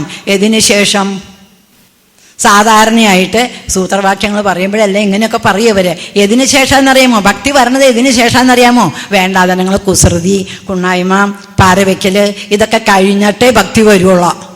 അതൊക്കെ ആദ്യം കഴിക്കണം. അതെല്ലാം കഴിഞ്ഞ് സാമാന്യം പോലെയുള്ള വേണ്ടാത്ത വൃത്തികെട്ട സ്വഭാവങ്ങളൊന്നും എല്ലാം മാറ്റിയിട്ട് ഒരു ഈശ്വര എന്നുള്ളതായ ഒരു വിചാരം വരാനായിട്ട്. ഭക്തി എന്ന് പറഞ്ഞു കഴിഞ്ഞാൽ ആദ്യമായിട്ട് വേണ്ടത് ഭഗവാൻ എന്ന് പറഞ്ഞ ഒരു ശക്തി ഉണ്ടെന്നും ആ ശക്തിക്ക് എന്തു വേണമെങ്കിലും ചെയ്യാമെന്നും എന്തു വേണമെങ്കിലും ഉള്ളതിനെ നശിപ്പിക്കാമെന്നും ഇല്ലാതാക്കാമെന്നും ഉള്ള കഴിവുള്ള ഒരു ശക്തി ഉണ്ട് എന്ന് വിശ്വസിക്കണം. അതാണ് ആ വിശ്വസിച്ച് കഴിഞ്ഞാൽ ആ വിശ്വാസം കഴിഞ്ഞ്. ഇതാണ് ആദ്യം ഏറ്റവും അസ്ഥിവാരം. ഇതാണ് ഒരു ശക്തിയുണ്ട്, ആ ശക്തിയാണ് നമ്മളെ നയിക്കുന്നത്, ആ ശക്തിയാണ് ഈ പ്രപഞ്ചം മുഴുവനും ഉണ്ടാക്കിയിരിക്കുന്നത്. ഈ ശക്തി വിചാരിച്ചാൽ ഒരു സെക്കൻഡും കൊണ്ട് ഈ പ്രപഞ്ചത്തിനെ മുഴുവനും ഒരു പിടി ഭസ്മമാക്കി മാറ്റാൻ സാധിക്കും എന്നുള്ളതായ ആ അറിവാണ്. ആ അറിവിന് അപ്പുറം ഭക്തിയെ ഞാൻ വ്യാഖ്യാനിക്കാം. അഥാതോ ഭക്തിം വ്യാഖ്യാസ്യാമ. അത് സാ ത്വസ്മിൻ പരമപ്രേമരൂപ. അടുത്തത് ഇവിടെയാണ് കളി. അതെന്താണെന്നറിയാമോ? ഞാൻ പറയാമെന്ന് പറഞ്ഞ ഭക്തി പരമപ്രേമരൂപയാണ്. രാവിലെ നേരത്തെ എണീറ്റ് കുളിക്കണ കാര്യവും ഭസ്മം കുറി തൊടണ കാര്യവും അമ്പലത്തിൽ പോണ കാര്യവും ഒന്നുമല്ല പറയണത്. പരമപ്രേമരൂപ. പ്രേമെന്ന് പറഞ്ഞാൽ എന്തുട്ടാ? പ്രേമെന്ന് പറഞ്ഞു കഴിഞ്ഞാൽ അനുരാഗം, കാമം എന്നൊക്കെ പറയണതല്ലേ. അതായത് ഒരു സ്ത്രീക്ക് ഒരു പുരുഷനോടോ പുരുഷന് സ്ത്രീയോടോ തോന്നുന്നതായ ചെറുപ്പത്തിൽ, തീരെ കുട്ടിക്കാലത്തല്ല, ഒരുപാട് വയസ്സായാലും അല്ല, ചെറുപ്പത്തിൽ തോന്നിക്കുന്ന ആ ഒരു തോന്നലുണ്ടല്ലോ, രണ്ടുപേരും അടുക്കണമെന്നും സംസർഗം വേണമെന്നുള്ള തോന്നല്, അതിനെയാണ് പ്രേമം അല്ലെങ്കിൽ അനുരാഗം എന്ന് പറയണത്. അത് പരമകാഷ്ഠയിൽ എത്തിയാലുള്ളതാണത്രേ ഭക്തി. കേൾക്കൂ, ഇതെന്ത് കളിയാ? നാരദൻ ഇങ്ങനെ പറഞ്ഞാൽ നമ്മൾ സമ്മതിക്കുമോ? സമ്മതിക്കേണ്ടി വരും. ഭാഗവതത്തില് ഗോപസ്ത്രീകള് ശ്രീകൃഷ്ണ ഭഗവാനെ ആരായിട്ടാണ് വിചാരിച്ചത്? അതിൻ്റെ ഭർത്താക്കന്മാരെ കൂടി മറന്നുപോയിട്ട് ശ്രീകൃഷ്ണൻ്റെ ഭഗവാന്റെ അടുത്തേക്ക് ഓടി ഓടി പോവാറില്ലേ? അതെന്തു കാരണം കൊണ്ടാ? എന്താ അതിന് കാരണം? അതിനെയാണ് പരമപ്രേമം എന്ന് പറയുന്നത്. രാധ എന്ന് പറഞ്ഞ ഒരു സ്ത്രീ ഭാഗവതത്തിൽ അങ്ങനെ ഒരു പേരില്ല. ഒരു ഗോപസ്ത്രീയാണെന്ന്, ഒരു ഗോപസ്ത്രീ എന്നേ ഉള്ളൂ. അത് രാധയായിട്ട് പിന്നീട് വന്നതാണ്. അപ്പോൾ പരമപ്രേമരൂപയാണ് ഈ ഭക്തി എന്ന് പറയണത്. എന്ന് പറഞ്ഞു കഴിഞ്ഞാൽ അതിൻ്റെ അർത്ഥം ശരിക്കും മനസ്സിലാവണമെങ്കിൽ സാധാരണ പ്രേമവും ഈ ഭഗവാനോടുള്ള പ്രേമം, ഭഗവാനോടായാൽ പ്രേമം പരിപാവനമായി, ഭഗവാനോടുള്ള കാമം അത് പരിപാവനമാണ്. കാമം 6 വൈരികളെ കുറേ കേട്ടിട്ടുണ്ടാവില്ല. കാമം, ക്രോധം, ലോഭം, മോഹം, മതം, മാത്സര്യം. അതിൽ കാമം എന്ന് പറയുന്നത് പൊട്ട വികാരമാണ്. അത് വന്നാൽ തന്നെ അത് പോക്കാണ്. ആ വികാരത്തിനെ വേണ്ടതുപോലെ നിയന്ത്രിച്ചില്ലെങ്കിൽ ഒരുപാട് ഉപദ്രവം ചെയ്യുകയും ചെയ്യും. അതിനെയാണ് പരമം എന്ന് പറയുന്നത്. അത് ഭക്തി എന്ന് പറഞ്ഞാൽ അതിൻ്റെ അർത്ഥം അത് ഭഗവാനിലേക്ക് തിരിഞ്ഞാൽ, നമുക്ക് പരസ്പരം ഒരു സ്ത്രീക്കും പുരുഷനും തമ്മിൽ തോന്നുന്നതായ അനുരാഗം ഭഗവാനിലേക്ക് തിരിഞ്ഞാൽ അവർക്ക് മോക്ഷപ്രാപ്തി കിട്ടും. അത് പരിപാവനമാവും. ഇനി ക്രോധമാണെങ്കിലോ, രാവണൻ, കുംഭകർണൻ, ശിശുപാലൻ, ദന്തഭക്തൻ, കംസൻ, ഈ കൂട്ടരൊക്കെ അവർക്കൊക്കെ മോക്ഷം കിട്ടിയോ ഇല്ലയോ? മോക്ഷം കിട്ടി. എങ്ങനെ കിട്ടി? ഏതു നേരം ഭഗവാനോട് വിദ്വേഷം വെച്ച് പുകർത്തിലർത്തിയിട്ട്. അപ്പോൾ നമ്മൾ ഭഗവാനെ എന്നുള്ളതായ ചിന്ത മനസ്സിൽ വരാൻ വേണ്ടി അത് കാമമായാലും കൊള്ളാം, ക്രോധമായാലും കൊള്ളാം, ലോഭമായാലും മതമായാലും മാത്സര്യമായാലും എന്തു തന്നെ ആയാലും ആ വികാരം ഭഗവാനിലേക്ക് തിരിഞ്ഞാൽ അത് പരിശുദ്ധമാകും.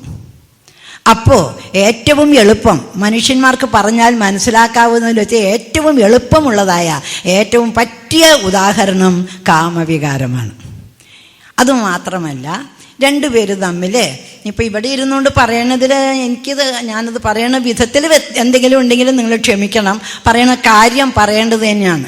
രണ്ടുപേരും തമ്മിൽ പ്രേമമായി എന്ന് വിചാരിക്കുക. അതിപ്പോൾ രണ്ടുപേർ തമ്മിൽ കണ്ട് തീരുമാനിക്കുന്ന പ്രേമമാണെങ്കിലും വീട്ടുകാർ തമ്മിൽ വിവാഹാലോചന നടത്തിയിട്ട് കണ്ടു കഴിഞ്ഞാൽ, ഒരാണും പെണ്ണും കൂടി കണ്ടു കഴിഞ്ഞാൽ ദൃങ്, മനഃശങ്ക, സങ്കൽപ്പ, ധ്യാകര, കൃശത, അരുചി, ഹൃത്യാഗ, ഉന്മാദ, മൂർച്ച, അന്ത ഇത്യനംഗദശ. അനങ്കൻ കാമദേവന്റെ ദശ 10 ആദ്യം തന്നെ ദൃങ്, രണ്ടുപേരും തമ്മിൽ കാണുക, ഒരു സ്ത്രീയും പുരുഷനും കൂടി കാണുക.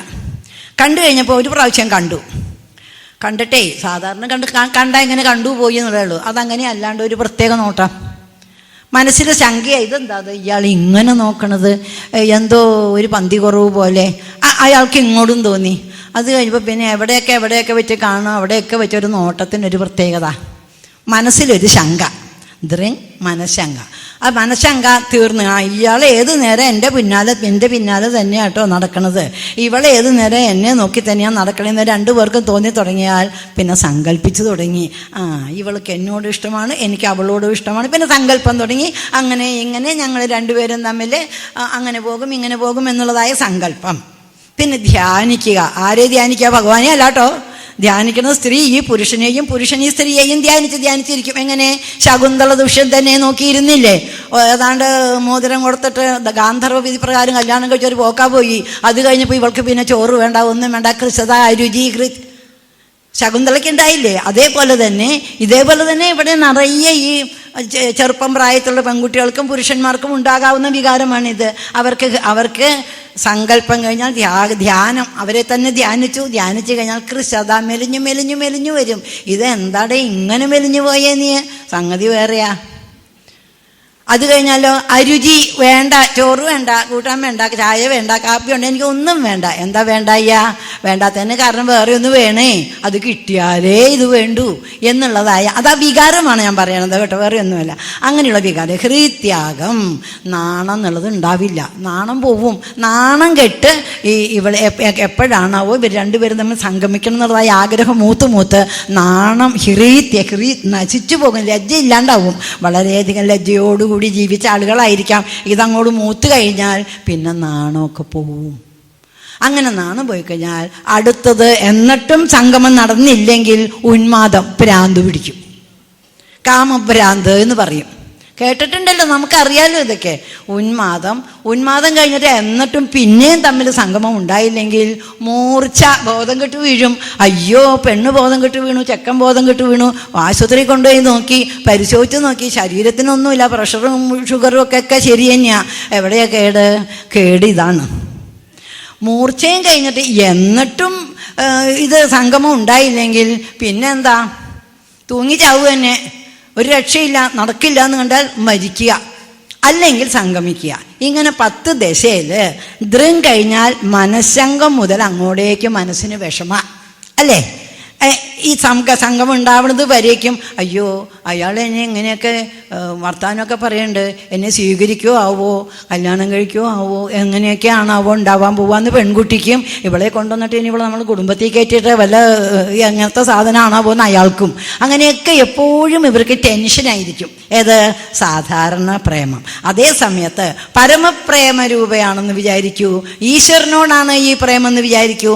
ധ്രുവനുണ്ടായതുപോലെ, പ്രഹ്ലാദനുണ്ടായതുപോലെയോ, രാധയ്ക്കുണ്ടായതുപോലെയോ, മീരാബായിക്കുണ്ടായതുപോലെയോ, ഗോപസ്ത്രീകൾക്കുണ്ടായതുപോലെയോ ഉള്ള പ്രേമമാണെന്ന് വിചാരിക്കൂ. ഭഗവാനോടാണെങ്കിൽ കണ്ടപ്പം മുതൽ, മനസ്സിൽ കണ്ടത് മുതൽ സങ്കല്പം, ത്യാഗരം, കൃശത, അരുചിയൊക്കെ കുറേശ്ശെ ഉണ്ടായാലും ആനന്ദമായിട്ട് അവർ കഴിച്ചു കൂട്ടും.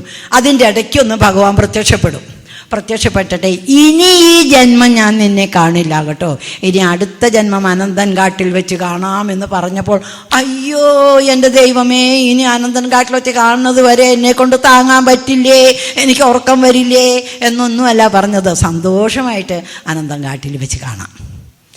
ശബരി ഭഗവാൻ വരും എന്ന് പറഞ്ഞ ആ വാക്കിനെ വിശ്വസിച്ചുകൊണ്ട് എത്ര കാലമാണ് കാട്ടിൽ ഒറ്റയ്ക്ക് ഈ പഴങ്ങളൊക്കെ പറിച്ചു വെച്ച്, പൂക്കളൊക്കെ പറിച്ചു വെച്ച് കാത്തിരുന്നത്. ആനന്ദമായിട്ട് കാത്തിരുന്നു.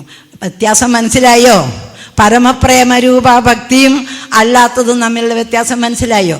നമ്മളൊക്കെ ഈ അപരാഭക്തിയിൽ പെട്ടിട്ട് തൽക്കാലത്തേക്ക് ഭഗവാനെ എനിക്കൊരു നല്ല ഉണ്ണി ഉണ്ടാവണേ, അത് ആൺകുട്ടിയാവണേ, അത് വലുതായി വരുമ്പോഴേക്കും നല്ലോണം പഠിക്കണേ, വിദ്യാഭ്യാസം ഉണ്ടാവണേ, നല്ല ഉദ്യോഗം കിട്ടണേ, അവന് നല്ല പെണ്ണിനെ കല്യാണം കഴിക്കണേ.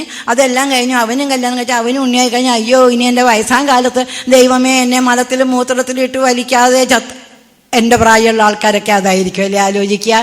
ഇനിയുള്ള കാലത്ത് ഈശ്വര മലത്തിലും മൂത്രത്തിലും കിടന്ന് കഷ്ടപ്പെടാൻ ഇടവരരുതേ എന്നുള്ള പ്രാർത്ഥനയല്ലേ? ഒന്ന് പറയൂ. ആരും മിണ്ടണില്ല. അത് തന്നെയാണ്. ഞാൻ ഓൾഡ് ഏജ് ഹോമിലാണ് ജീവിക്കുന്നത്. എനിക്ക് വയസ്സ് 72 കഴിഞ്ഞു. ഞാൻ മനസ്സിലാക്കിയെടുത്തോളം എല്ലാവർക്കും വയസ്സാം കാലത്തുള്ള ഏറ്റവും പ്രധാനപ്പെട്ട വേദന മലത്തിലും മൂത്രത്തിലും കിടക്കാണ്ട് ഒരു ദിവസം രാത്രി ഭക്ഷണമൊക്കെ കഴിച്ച് കിടക്കണം, പിറ്റേ ദിവസം എണീക്കരുത്, അറിയാണ്ട് പോകണം. ഇതല്ലേ? അതെ, ഞാൻ ഒരു കാര്യം മാത്രം തുറന്ന സദസ്സിൽ ചോദിക്കട്ടെ. ഈ മലത്തിലും മൂത്രത്തിലും കിടക്കണതിന് ഇത്ര പേർക്ക് വിഷമിക്കണേ എന്തിനാ? നമ്മളെ 10 മാസം അമ്മയുടെ വയറ്റിൽ കിടന്നപ്പോഴേ വിൺമൂത്ര അമേധ്യ മധ്യേ ആണ് കിടന്നതെന്ന് ശങ്കരാചാര്യർ പറയുന്നുണ്ട്. അത് കഴിഞ്ഞ് പുറത്തേക്ക് വന്നിട്ട് കിടന്ന കിടപ്പിൽ തന്നെയാണ് മൂത്രം ഒഴിക്കണതും മലം ഒക്കെ അവിടെ തന്നെയാണ്, വായിന്ന് വന്ന ഛർദിയും ഒക്കെ അവിടെ തന്നെയാണ്. അതിനെ തുടച്ചും വഴിച്ചും ഒക്കെ എടുത്തിട്ട് വൃത്തിയാക്കിയിട്ടല്ലേ ഇപ്പം നമ്മളിങ്ങനെ ഇരിക്കണത്. അപ്പം ഇനി വയസ്സാം കാലത്ത് 10 ദിവസം മലത്തിൽ കിടക്കാനും മൂത്രത്തിൽ കിടക്കാനും ഇത്ര പേടിക്കണേ എന്തിനാ? ആ രീതിയിലൊന്ന് ആലോചിച്ച് നോക്കൂ കേട്ടോ. എന്ന് വെച്ച് കഴിഞ്ഞാൽ എനിക്ക് ഈ വേദന ഉണ്ടായിരുന്നു, കഷ്ടമേ എനിക്ക് ആരും ഇല്ലല്ലോ, ഞാൻ മലത്തിൽ കിടന്നാൽ എന്താവുന്നു. പിന്നെ ഞാൻ ആലോചിച്ച് നോക്കിയിട്ട് ഞാൻ തന്നെ സമാധാനപ്പെടുക ചെയ്തത്. ഇതിന് ഇത്ര വിഷമിക്കാനൊന്നുമില്ല. 10 മാസം അമ്മയുടെ വയറ്റിൽ കിടന്നിട്ടുണ്ട്, നമ്മൾ അറിയണില്ല. അത് കഴിഞ്ഞ് പിന്നെ അന്നും 2 വയസ്സ് വരെ ഒന്നും അറിവ് വെച്ചിട്ടില്ല. ഇനിയിപ്പോൾ അറിവ് വെച്ചാൽ തന്നെയും ഇപ്പം എന്താ ഇപ്പം നമ്മൾ കൊണ്ടു നടക്കണത്? ഇതിൻ്റെ ഉള്ളിൽ എത്രയുണ്ടെന്നാണ് വിചാരിക്കുന്നത്? ഒരു ഇത്തിരി ആവണക്കണ്ണിയോ അല്ലെങ്കിൽ ഒരു എപ്സം സോട്ടോ ഒരു തയ്യോ കഴിച്ചു കഴിഞ്ഞാൽ ഒരു വണ്ടി കണക്കിനാ വയറ്റിൽ പുറത്തേക്ക് വരിക. അത് വെച്ചോണ്ടല്ലേ നമ്മൾ ഇരിക്കണത്. ഇതൊന്നും ഇത്തിരി പുറത്തേക്ക് വന്നു നമ്മൾ കടുപ്പിലായി പോയാന്നുണ്ടെങ്കിൽ എന്തിനാ അത്ര വിഷമിക്കണത്? ഈ രീതിയിൽ ആലോചിച്ചാൽ ഞാൻ സത്യം പറയാം, എനിക്ക് എന്തെങ്കിലുമൊക്കെ വിഷമം വന്നു കഴിഞ്ഞാൽ ഇങ്ങനെയുള്ള പ്രതിവിധികളൊക്കെ തോന്നും. അപ്പോൾ തോന്നുമ്പോൾ ഞാൻ വിചാരിക്കും എന്നെപ്പോലെ സങ്കടപ്പെടുന്നവരൊക്കെ ഇത് കേട്ടോട്ടെ, ഇത് കേട്ടാൽ കുറച്ച് വിഷമം ആർക്കെങ്കിലുമൊക്കെ തീരുന്ന ഞാൻ വിചാരിക്കണത്. ഇത്ര വലിയതൊന്നുമല്ല ഈ മലം മൂത്രം എന്ന് പറയണത്. ഒന്ന് പുറത്തേക്ക് വന്നു എന്താ ചെയ്യുക? നാറും, ആയിക്കോട്ടെ, കുറച്ച് കഴിഞ്ഞാൽ കളഞ്ഞു കഴിഞ്ഞാൽ നാറ്റം പോയി. ഇങ്ങനെ ഈ രീതിയിൽ ആണ് അപരാഭക്തി. പരാഭക്തിയിൽ അങ്ങനെയൊന്നും ഇല്ല. എൻ്റെ കാര്യം ഭഗവാൻ നോക്കിക്കോളും. അപ്പം എൻ്റെ കാര്യം ഭഗവാൻ നോക്കണം എന്നുണ്ടെങ്കിൽ അപരാഭക്തിയിൽ ആ പയ്യന് എന്തെല്ലാമാണോ താല്പര്യം അതൊക്കെ ചെയ്തു കൊടുക്കൂലേ പുതുപ്പെണ്ണ് ഭർത്താവിൻ്റെ ഇഷ്ടത്തിനല്ലേ നിൽക്കുള്ളൂ. പുതുചെക്കനാണെങ്കിലോ ഭാര്യയുടെ ഇഷ്ടത്തിനല്ലേ നിൽക്കുള്ളൂ. അപ്പോഴല്ലേ അവരുടെ കാര്യം നടക്കുക. എപ്പോഴാണ് കാര്യം നടക്കാണ്ട് വരുന്നത്? എനിക്കത് വേണേ, ഇത് വേണേ, അത് വാങ്ങിച്ചോണ്ട് ഇത് വാങ്ങിച്ചോണ്ട് തരുമെന്ന് പറയുമ്പോഴല്ലേ പൈസയുടെ പ്രശ്നം വരുമ്പോഴല്ലേ ലഹള ഉണ്ടാക്കണത്. ആലോചിച്ച് നോക്കൂ. കുടുംബത്തിൽ ജീവിക്കുന്നത് നിങ്ങൾക്കറിയാലോ. അത് എപ്പോഴാണ് പ്രശ്നം വരിക? എനിക്കത് വേണം, ഇത് വേണം, ആന വേണം, ചേന വേണം, ഞാൻ ഭർത്താവാണ്, എൻ്റെ കീഴിൽ നീ നിൽക്കണം, എൻ്റെ ചൊൽപ്പടിക്ക് നീ നിൽക്കണം, എൻ്റെ ഇഷ്ടപ്രകാരം നടക്കണമെന്ന് ഭർത്താവ് പറയും. അതിന് എന്നെ കിട്ടില്ല എന്ന് ഭാര്യ പറയും. ചെയ്യുമ്പോഴല്ലേ പ്രശ്നം ഉണ്ടാവണത്. അതേ സമയത്ത് നിനക്ക് എന്താണോ വേണ്ടത് അത് ഞാൻ ചെയ്തു തരാം എന്ന് പറഞ്ഞ് ഭർത്താവും നിങ്ങൾക്ക് എന്താ വേണ്ടി വെച്ച് കഴിഞ്ഞാൽ അത് പടിയിരിക്കാമെന്ന് ഭാര്യയും തമ്മിൽ പറയുകയാണെങ്കിൽ അതിനെപ്പോലെ സ്വർഗം വേറെ വല്ലതും ഉണ്ടോ? ഇതാണ് പരാഭക്തിയിൽ നാരദൻ പറയണത്. ഒരു ചാർത്തും കൊണ്ട് ഭഗവാന്റെ അടുത്തേക്ക് പോകരുത്. അത് വേണേ, ഇത് വേണേ, ഭഗവാനെ എനിക്ക് വയസ്സാം കാലത്ത് മലത്തിലും മൂത്രത്തിലും കിടത്താനാണോ പോണേന്നുണ്ടെങ്കിൽ ആ മലവും മൂത്രം ഭഗവാൻ എടുക്കട്ടെ എന്നുള്ള ധൈര്യത്തിൽ നമ്മൾ ഇരിക്കുക.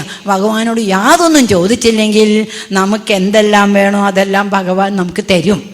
പ്രചേതസ്സുക്കളുടെ ഒരു കഥയുണ്ട് ഭാഗവതത്തിൽ. പ്രചേതസ്സുക്കളോട് ചോദിക്കും, ഞങ്ങൾക്ക് മനസ്സിന് സമാധാനവും ഇല്ല, ഞങ്ങൾ നല്ലോണം പോലെ ജീവിക്കുന്ന ഒരു അച്ഛനും അമ്മയും പറഞ്ഞതനുസരിച്ച് ജീവിച്ചു, വിവാഹ ജീവിതം കഴിഞ്ഞു, വളരെ ഭംഗിയായിട്ട് ജീവിച്ച ആളുകളാണ് ഞങ്ങൾ. പക്ഷേ ഞങ്ങൾക്ക് ഒരു സമാധാനവും ഇല്ല. എന്താ കാരണം? അപ്പോൾ നിങ്ങൾ ചെയ്ത നിങ്ങൾ പൂജ ചെയ്താൽ പോരാ, സന്തോഷമായിട്ട് അത് ഭഗവാൻ ഇഷ്ടപ്പെടണം. നിങ്ങൾ കൊടുക്കുന്നതായ വഴിപാട് അത് ഭഗവാൻ ഇഷ്ടപ്പെടണം. നിങ്ങൾക്ക് ഭഗവാനോട് ഇഷ്ടമുണ്ടായാൽ മാത്രം പോരാ, ഭഗവാന് നിങ്ങളോട് പ്രേമം ഉണ്ടാവണമെങ്കിൽ അതിന് ഞങ്ങൾ എന്താ ചെയ്യേണ്ടത് എന്ന് ചോദിച്ചു മിടുക്കരി കുട്ടികൾ.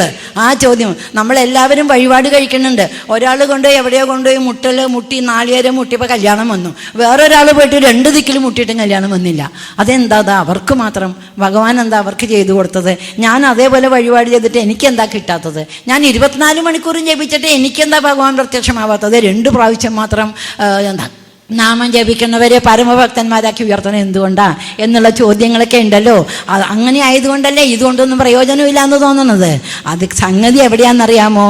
നമ്മൾ ഭഗവാനോട് ചെയ്താൽ മാത്രം പോരാ, ഭഗവാന് നമ്മളോട് തൃപ്തി ഉണ്ടാവണം. ഭഗവാന് നമ്മളോട് തൃപ്തി ഉണ്ടാവണമെങ്കിൽ ഇതാണ് നാരദൻ്റെ പ്രധാനപ്പെട്ട മുദ്രാവാക്യം. ഭഗവാൻ സന്തോഷിക്കണമെന്നുണ്ടെങ്കിൽ ദയയാ സർവഭൂതേഷു എല്ലാ ഭൂതങ്ങളോടും. ഈ ഭൂതം എന്ന് പറഞ്ഞു കഴിഞ്ഞാൽ ഇവിടെ ഉദ്ഭൂതമായിരിക്കുന്നത് എല്ലാത്തിനോടും ദൈവം സന്തുഷ്ടിയായ ഏനകേനവാ.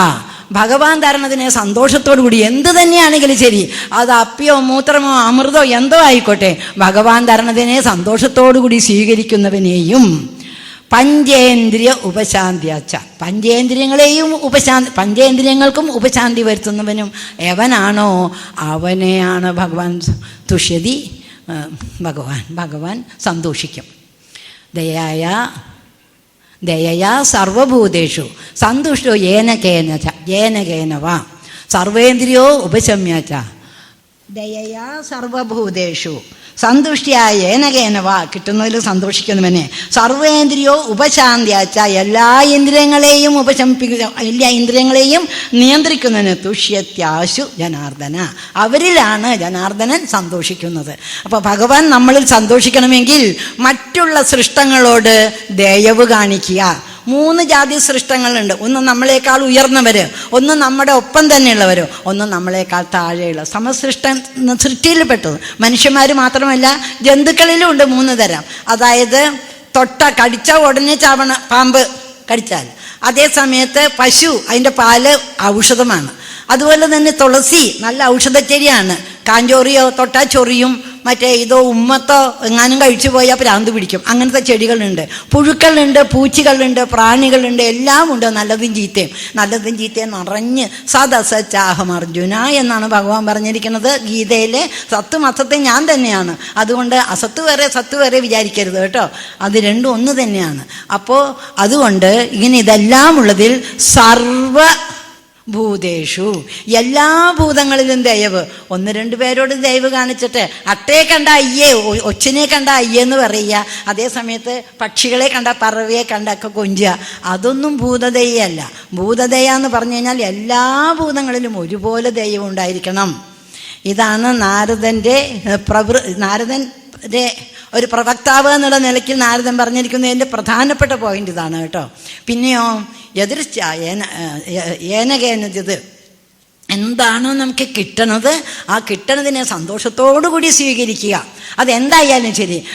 നിന്നെ ഗന്ധർവനാക്കാന്ന് പറഞ്ഞാൽ ഓ ശരി. നീ ബ്രഹ്മാവിൻ്റെ മകനാണ്, ബ്രഹ്മാവിൻ്റെ പുത്രനാണ്, ബ്രഹ്മപുത്രനാക്കാം, ഓ ശരി. നിന്നെ ദാസിയുടെ മകനാക്കിയോ, ഓ ശരി. എല്ലാത്തിലും ഒരേപോലെ സന്തോഷിക്കുക. സന്തോഷിച്ചിട്ട് ഏത് ഡ്യൂട്ടിയാണോ എനിക്ക് തന്നിരിക്കുന്നത് ആ ഡ്യൂട്ടി ഞാൻ ഭംഗിയായിട്ട് ചെയ്താൽ ഭഗവാൻ സന്തോഷിക്കും. ഇതാണ് നമ്മൾ ചെയ്യേണ്ടത്. അല്ലാതെ കുറേ രാവിലെ 3:30 മണിക്ക് എണീറ്റ് കുറേ പച്ചവെള്ളം കോരി തലയിലൊഴിച്ച് കുളിച്ചിട്ടും കുറേ ഭസ്മം പൂശിയിട്ടും ഇതെല്ലാം എന്തിനു വേണ്ടി? ഇത് വേണ്ടെന്നല്ല പറയണത്. ഇതെല്ലാം പരാഭക്തിയിലേക്ക് പോകാനുള്ള കോണിപ്പടികളാണ്. LKG വേണ്ടേ? വേണം. UKG വേണ്ടേ? 1-ാം ക്ലാസ് വേണ്ടേ? 2, 3, 4 അങ്ങനെ കടന്നു പോയിട്ട് ദയവ് ചെയ്ത് ഇന്നു മുതലെങ്കിലും ഈ അപരാഭക്തിയെ കണ്ടമാനം മുറുകി കുറച്ച് ഈ പരാഭക്തിയിൽ മറ്റുള്ളവരോട് ദയവ് കാണിക്കുക. നമ്മളെക്കാളും വളരെ മോശം നിലയിലുള്ളവരോട് ദയവാണ് കാണിക്കേണ്ടത്. അവരെ നമ്മൾ പുച്ഛിച്ച് തള്ളുകയല്ല വേണ്ടത്. 4 കാശ് കയ്യിലുണ്ടെങ്കിൽ അവരെ വലിയ ആളാക്കുക. തെണ്ടി എന്ന് പറഞ്ഞു കഴിഞ്ഞാൽ അയാളെ അങ്ങോട്ട് ഇതാക്കുക. അങ്ങനെയല്ല. നമ്മളെല്ലാവരോടും സർവഭൂതങ്ങളോടും ദയവുണ്ടായിരിക്കണം. അതാണ് ഒന്നാമത്തെ നാരദൻ്റെ ഇത് ഒരു പ്രവക്താവ് എന്നുള്ള നിലയ്ക്ക്. ഇനി ഭക്തിം വ്യാഖ്യാസ്യാമ തു പരമപ്രേമരൂപ. അടുത്ത 3-ാമത്തെ സൂത്രവാക്യം അമൃതസ്വരൂപാച്ച. അമൃതസ്വരൂപാച്ച എന്നുള്ളതാണ് 3-ാമത്തെ സൂത്രം. അപ്പോൾ ഈ 3-ാമത്തെ സൂത്രം അമൃതസ്വരൂപമാണ്. അത് മരണമില്ലാത്തതാണ്, അത് നാശമില്ലാത്തതാണ്. അത്രയും വരെ ഞാൻ പറയുള്ളൂ. 56 സൂത്രങ്ങളുള്ളതിൽ എൻ്റെ 3 പറയാൻ പറ്റുള്ളൂ. അപ്പം തന്നെ സമയമായി കഴിഞ്ഞു കേട്ടോ. ഇനിയിപ്പോൾ നാരദൻ ഇതിനെ എങ്ങനെയാണ് പ്രായോഗികമാക്കി കാണിച്ചത്? ഭക്തിശാസ്ത്രം എന്നല്ലേ പറഞ്ഞത്? ശാസ്ത്രം എന്ന് പറഞ്ഞാൽ എന്താ? അതിൽ തിയറിയും ഉണ്ട്, പ്രാക്ടിക്കലും ഉണ്ട്. ഒരു തത്വം പറഞ്ഞാൽ അതിനെ ലബോറട്ടറിയിൽ കൊണ്ടുപോയി പ്രാക്ടിക്കലായിട്ട് കാണിച്ചു തരും. പച്ചവെള്ളം, ശുദ്ധമായ ജലം 100 ഡിഗ്രി സെൻറ്റിഗ്രേഡിലാണ് തിളയ്ക്കുക എന്നുള്ളതൊരു തത്വമാണ്. അതങ്ങനെ തന്നെ ശരിയാണോ എന്നറിയാനായിട്ട് ഒരു പാത്രത്തിൽ നല്ല പച്ചവെള്ളം കൊണ്ടുവരിക, അത് അടുപ്പത്ത് വെക്കുക, തിളപ്പിക്കുക, തെർമോമീറ്റർ വെക്കുക, 100 ഡിഗ്രി എത്തുമ്പോഴാണോ തള വരണത് എന്ന് നോക്കുക. അത് രണ്ടും ഒത്താൽ അത് ശാസ്ത്രമായി. അതുപോലെ നാരദൻ ഈ പരമപ്രേമ രൂപയാണ്, അമൃതസ്വരൂപിയാണെന്നൊക്കെ പറഞ്ഞാൽ പോരാ. മറ്റേ ഈ എല്ലാ ഭൂതങ്ങളോടും സ്നേഹമുണ്ടായാലേ എന്നാലേ ജനാർദ്ദനൻ നമുക്ക് തരും, നമ്മൾ അർഹിക്കുന്നതൊക്കെ തരും. അനന്യാചിന്തയന്തോമാം യേ ജനാ പര്യുപാസതേ തേഷാം നിത്യാഭിയുക്താനാം യോഗക്ഷേമം വഹാമ്യഹം എന്ന് ഭഗവാൻ ഭഗവത്ഗീതയിൽ അർജുനോട് പറഞ്ഞിട്ടുണ്ട്. അന്യചിന്ത കൂടാതെ എന്നെ ആരാണോ ഉപാസിക്കുന്നത് അവൻ്റെ യോഗവും ക്ഷേമവും, യോഗം എന്ന് പറഞ്ഞാൽ കിട്ടാനുള്ള യോഗം ഉള്ളതേ, യോഗം ഉള്ളതൊക്കെ ഞാൻ അവന് കൊടുക്കും, യോഗം ഇല്ലാത്തത് കിട്ടില്ല കേട്ടോ. അതാണ് നമ്മൾ ചിലപ്പോൾ ഞാൻ ചോദിച്ചിട്ട് ഭഗവാൻ തന്നില്ല എന്ന് പറഞ്ഞാൽ നമുക്ക് യോഗം ഇല്ലാഞ്ഞിട്ടാണ്. യോഗമുള്ളതിനെ കിട്ടിക്കുകയും ചെയ്യും, കിട്ടിയതിനെ സൂക്ഷിച്ചു തരികയും ചെയ്യും. പിന്നെ എന്താ നമുക്ക് ബുദ്ധിമുട്ട്? നമ്മൾ എന്തിനെ പറ്റിയാണ് വിഷമിക്കണേ? എനിക്ക് കിട്ടാനുള്ളതൊക്കെ കിട്ടും, കിട്ടിയതിനെയൊക്കെ സൂക്ഷിച്ചും തരും. ഇനിയിപ്പോൾ കുറേ പണം കിട്ടി, ആ കിട്ടിയത് കള്ളം കൊണ്ടുപോയാൽ അത് കള്ളം കൊണ്ടുപോകാനുള്ളതാ, അതുകൊണ്ടാണ് കള്ളം കൊണ്ടുപോയത്, എനിക്കുള്ളതാണെങ്കിൽ എൻ്റെ കയ്യിലിരിക്കും എന്നുള്ളതായ ചിന്തയാണ് വരേണ്ടത്. അതാണ് നാരദൻ്റെ ഇതിൽ. നമുക്കിനി വേണ്ടത്, ഇനി ചെയ്യേണ്ടത്, സമയം കുറച്ചേ ഉള്ളൂ, ഇനി ചെയ്യേണ്ടത് ഭാഗവതത്തിലേക്ക് കടന്നിട്ട് ഭാഗവതത്തിൽ കൂടി നാരദൻ്റെ കൂടെ ഇങ്ങോട്ട് വരിക വേണ്ടത്. ആദ്യം തന്നെ എന്താ, ഭാഗവതം എഴുതാൻ തന്നെ വേദവ്യാസ മഹർഷി ഭാഗവതം എഴുതാനുള്ള കാരണം മുതൽ നാരദന. ആ കഥ അറിയാലോ അല്ലേ? ഒരു ദിവസം വേദവ്യാസ മഹർഷി ഋഗ്വേദം, യജുർവേദം, സാമവേദം, അഥർവവേദം 4 വേദങ്ങളെയും പകുത്തു സാധാരണക്കാർക്ക് മനസ്സിലാവില്ലായിരുന്നു. ഇപ്പോഴും മനസ്സിലാവില്ല, എന്നാലും മനസ്സിലാവത്തക്ക രീതിയിൽ ഒരുവിധമൊക്കെ അന്നത്തെ ആൾക്കാർക്ക് മനസ്സിലാവത്തക്ക രീതിയിൽ വേദങ്ങളെ പകുത്തു. അതുപോലെ ജൈമിനി, സുമന്തു, വൈശംവായൻ എന്നൊക്കെ പറഞ്ഞ് ശിഷ്യന്മാരിഷ്ടം പോലെ ഉണ്ടായി. 17 പുരാണങ്ങൾ എഴുതി. ഇവരെല്ലാം തത്വത്തെ ആധാരമാക്കിയിട്ട് 17 പുരാണങ്ങളും എഴുതി. എന്നിട്ട് വേദവ്യാസൻ ഇത്രയൊക്കെ സൽക്കർമ്മങ്ങൾ ചെയ്തിട്ടും മനസ്സിന് സമാധാനമില്ല. ഇങ്ങനെ വിഷമിച്ചുകൊണ്ടിരിക്കുമ്പോൾ നാരായണ നാരായണ ജയ ജയ ഗോവിന്ദ ഹരേ എന്നും പറഞ്ഞുകൊണ്ട് നാരദൻ വരണു. ഇത് 14 ലോകം ചുറ്റിക്കറങ്ങണതാണല്ലോ മൂപ്പരുടെ ഇത്. അതെന്താണെന്ന് വെച്ച് കഴിഞ്ഞാൽ അതൊരു ശാപവും കൂടി കിട്ടിയിട്ടുണ്ട്. ദക്ഷൻ എന്ന് പറഞ്ഞ ഒരു പ്രജാപതി ഉണ്ടായിരുന്നു. ദക്ഷ പ്രജാപതി ഒരു 100 മക്കളെയും ഈ നാരദൻ എന്താ ചെയ്തെന്ന് പറയുമ്പോൾ, പ്രജകളെയൊന്നും ഉൽപ്പാദിപ്പിക്കല്ലേ, ഒക്കെ സന്യസിച്ച് പോകാൻ പറഞ്ഞു. ദക്ഷന് ദേഷ്യം വന്നു. ബ്രഹ്മാവിന് ദേഷ്യം വന്നില്ല, സ്വന്തം മകനല്ലേ. ദക്ഷന് ദേഷ്യം വന്നു. നിനക്ക് വീടും കൂടി ഇല്ലാണ്ട് നീ എൻ്റെ മക്കളെ നീ ഇങ്ങനെ അലയാൻ അനുവദിച്ചില്ലേ തെണ്ടികളായിട്ട്, അതുപോലെ നീയും 14 ലോകത്തിന് തെണ്ടി നടക്കും. ഒരു ദിക്കിൽ പോലും 3 ദിവസം പോലും നിനക്ക് നിൽക്കാൻ ഇടവരാണ്ട് പോട്ടെ എന്ന് പറഞ്ഞ് ശപിച്ചു. ആ ശാപത്തിൻ്റെ പേര് സന്തോഷമായിട്ട് ആ ശാപം സ്വീകരിച്ചിട്ട് നാരദൻ നടക്കുക, ഭഗവാന്റെ നാമവും ജപിച്ച്. അപ്പോൾ വേദവ്യാസ ഭഗവാനെ, എന്താ 14 ലോകത്തിലും അങ്ങയുടെ കീർത്തി, 17 പുരാണങ്ങൾ എഴുതി, 4 വേദങ്ങളെ പകുത്തു, 6 ശാസ്ത്രങ്ങൾ എഴുതി, ഇഷ്ടംപോലെ നല്ല നല്ല ശിഷ്യഗണങ്ങളുണ്ട്. ഇനി അങ്ങോരിങ്ങോര് കാലമായി പോയാലും ശിക്ഷഗണങ്ങളുണ്ട്. അപ്പോൾ മനസ്സിന് സുഖമല്ലേ? കാരണം മുഖത്തേക്ക് നോക്കിയാൽ അറിയാമേ മനസ്സിന് സുഖമില്ലാന്ന്. അപ്പോൾ വേദവ്യാസം പറഞ്ഞു, അങ്ങ് പറഞ്ഞതെല്ലാം ശരിയാണ്, പക്ഷേ എനിക്ക് മനസ്സിന് സുഖമില്ല. അതിൻ്റെ കാരണം എന്താണെന്ന് എനിക്ക് മനസ്സിലാവണില്ല പറഞ്ഞപ്പോൾ നാരദര് ത്രികാലജ്ഞാനിയാണ്, എല്ലാം അറിയുകയും ചെയ്യാം. ഉടനെ തന്നെ മറുപടിയും പറഞ്ഞു കൊടുത്തു, ഞാൻ പറഞ്ഞു തരാം വ്യാസരെ, അതിന് കാരണം പറയട്ടെ. നിങ്ങളിത് 17 പുരാണം എഴുതിയതിലും ഭഗവാന്റെ ലീലകളെ സാധാരണ ജനക്കാരുടെ ഉള്ളിലെ ഭക്തി ജനിപ്പിക്കപ്പെട്ട രീതിയിൽ നിങ്ങൾ എഴുതിയിട്ടില്ല. അപ്പം സാധാരണ ജനങ്ങളുടെ മനസ്സിൽ ഈ കഥകളൊക്കെ വായിച്ചാൽ തന്നെ ഉള്ളിൽ ഭക്തി അങ്ങോട്ടും ഒഴുകണം. ആ രീതിയിൽ നിങ്ങൾ ഭഗവാന്റെ കഥകൾ എഴുതൂ, ഒരു ഗ്രന്ഥം എഴുതൂ, എന്നാൽ നിങ്ങൾക്ക് സമാധാനം ഉണ്ടാകും എന്ന് പറഞ്ഞിട്ട് നാരായണ നാരായണ ജയ ജയ എന്നും പറഞ്ഞുകൊണ്ട് പോയി. വേദവ്യാസ മഹർഷി അപ്പോൾ എഴുതിയതാണ് മഹാഭാഗവതം. അപ്പം ആ ഭാഗവതത്തിൻ്റെ തുടക്കം തന്നെ അതിന് ഗുരുവായിട്ട്, വേദവ്യാസ ഗുരുവിനും ഗുരുവായിട്ടിരുന്ന ആളാണ് നാരദർ. നമ്മളിത് മനസ്സിലാക്കണം. നാരദൻ വെറും ഏഷണിക്കാരനല്ല. രണ്ടാമത് അതിൽ തന്നെ ഭാഗവതത്തിൽ തന്നെ അടുത്ത് വരുന്നത് ഭക്തി കരഞ്ഞുകൊണ്ട് രണ്ടൊക്കത്തിന് 2 പിള്ളേരാത്ര ആൺകുട്ടികൾ. ഒന്ന് ജ്ഞാനവും ഒന്ന് വൈരാഗ്യവും. ചാവാറായി, ഭക്തിക്കും വയ്യാണ്ടായി. നാരദർ കണ്ടു. എവിടെ വെച്ച്? വൃന്ദാവനത്തിൽ വന്നപ്പോൾ ശക്തിക്ക് കുറച്ചൊരു മെച്ചം കിട്ടിയത്രേ. അപ്പോൾ ശക്തി കരഞ്ഞു. നാരദർ വന്നപ്പോൾ ചോദിച്ചു, എന്താ ഇങ്ങനെ ഇരിക്കണത്? 2 കുട്ടികളും ചാവാറായി കിടക്കുക. അപ്പോൾ ഭക്തി പറഞ്ഞു, ഇപ്പം കുറച്ച് നാളായി എന്നെ ആർക്കും വേണ്ട, ആരും എന്നെ ശ്രദ്ധിക്കണില്ല. ഇവർ 2 പേരും ചാവാറായി. ഈ കുഞ്ഞുങ്ങൾ, ഒരു തള്ളയ്ക്ക് ഉണ്ടാവുന്ന ഏറ്റവും വലിയ ദുഃഖം അവൾ പെറ്റുണ്ടാക്കിയ കുഞ്ഞ് അവളുടെ കണ്ണിന് മുമ്പിൽ മരിച്ചു കിടക്കുന്നതാണ് കേട്ടോ. അതുകൊണ്ട് ഇതിനിടയാക്കരുതേ, എൻ്റെ കുഞ്ഞുങ്ങൾ 2 എൻ്റെ കണ്ണിന് മുമ്പിൽ മരിച്ചു കിടക്കാൻ ഇടയാവരുതല്ലേ ഭഗവാനേ എന്ന് പറഞ്ഞു. അപ്പം നാരദർ പറഞ്ഞു, സാരമില്ല, നീയും മരിക്കാൻ പോണില്ല, നിൻ്റെ കുഞ്ഞുങ്ങളും മരിക്കാൻ പോണില്ല. ഇത് കലിയുഗമാണ്. കലിയുഗത്തിൻ്റെ ആരംഭത്തിൽ വേദവ്യാസനോടും അത് പറഞ്ഞു കേട്ടോ. കലിയുഗ ആരംഭമാണ്, ഭക്തിക്കാണ് പ്രാധാന്യം. അതുകൊണ്ട് ഭക്തിപരമായിട്ട് ആൾക്കാർക്ക് ഭക്തി ഉണ്ടാവത്തക്ക രീതിയിലുള്ള പുരാണം രചിക്ക് എന്ന് പറഞ്ഞു. അതുപോലെ ഭക്തിയോട് പറഞ്ഞു, ഇത് കലിയുഗമാണ്.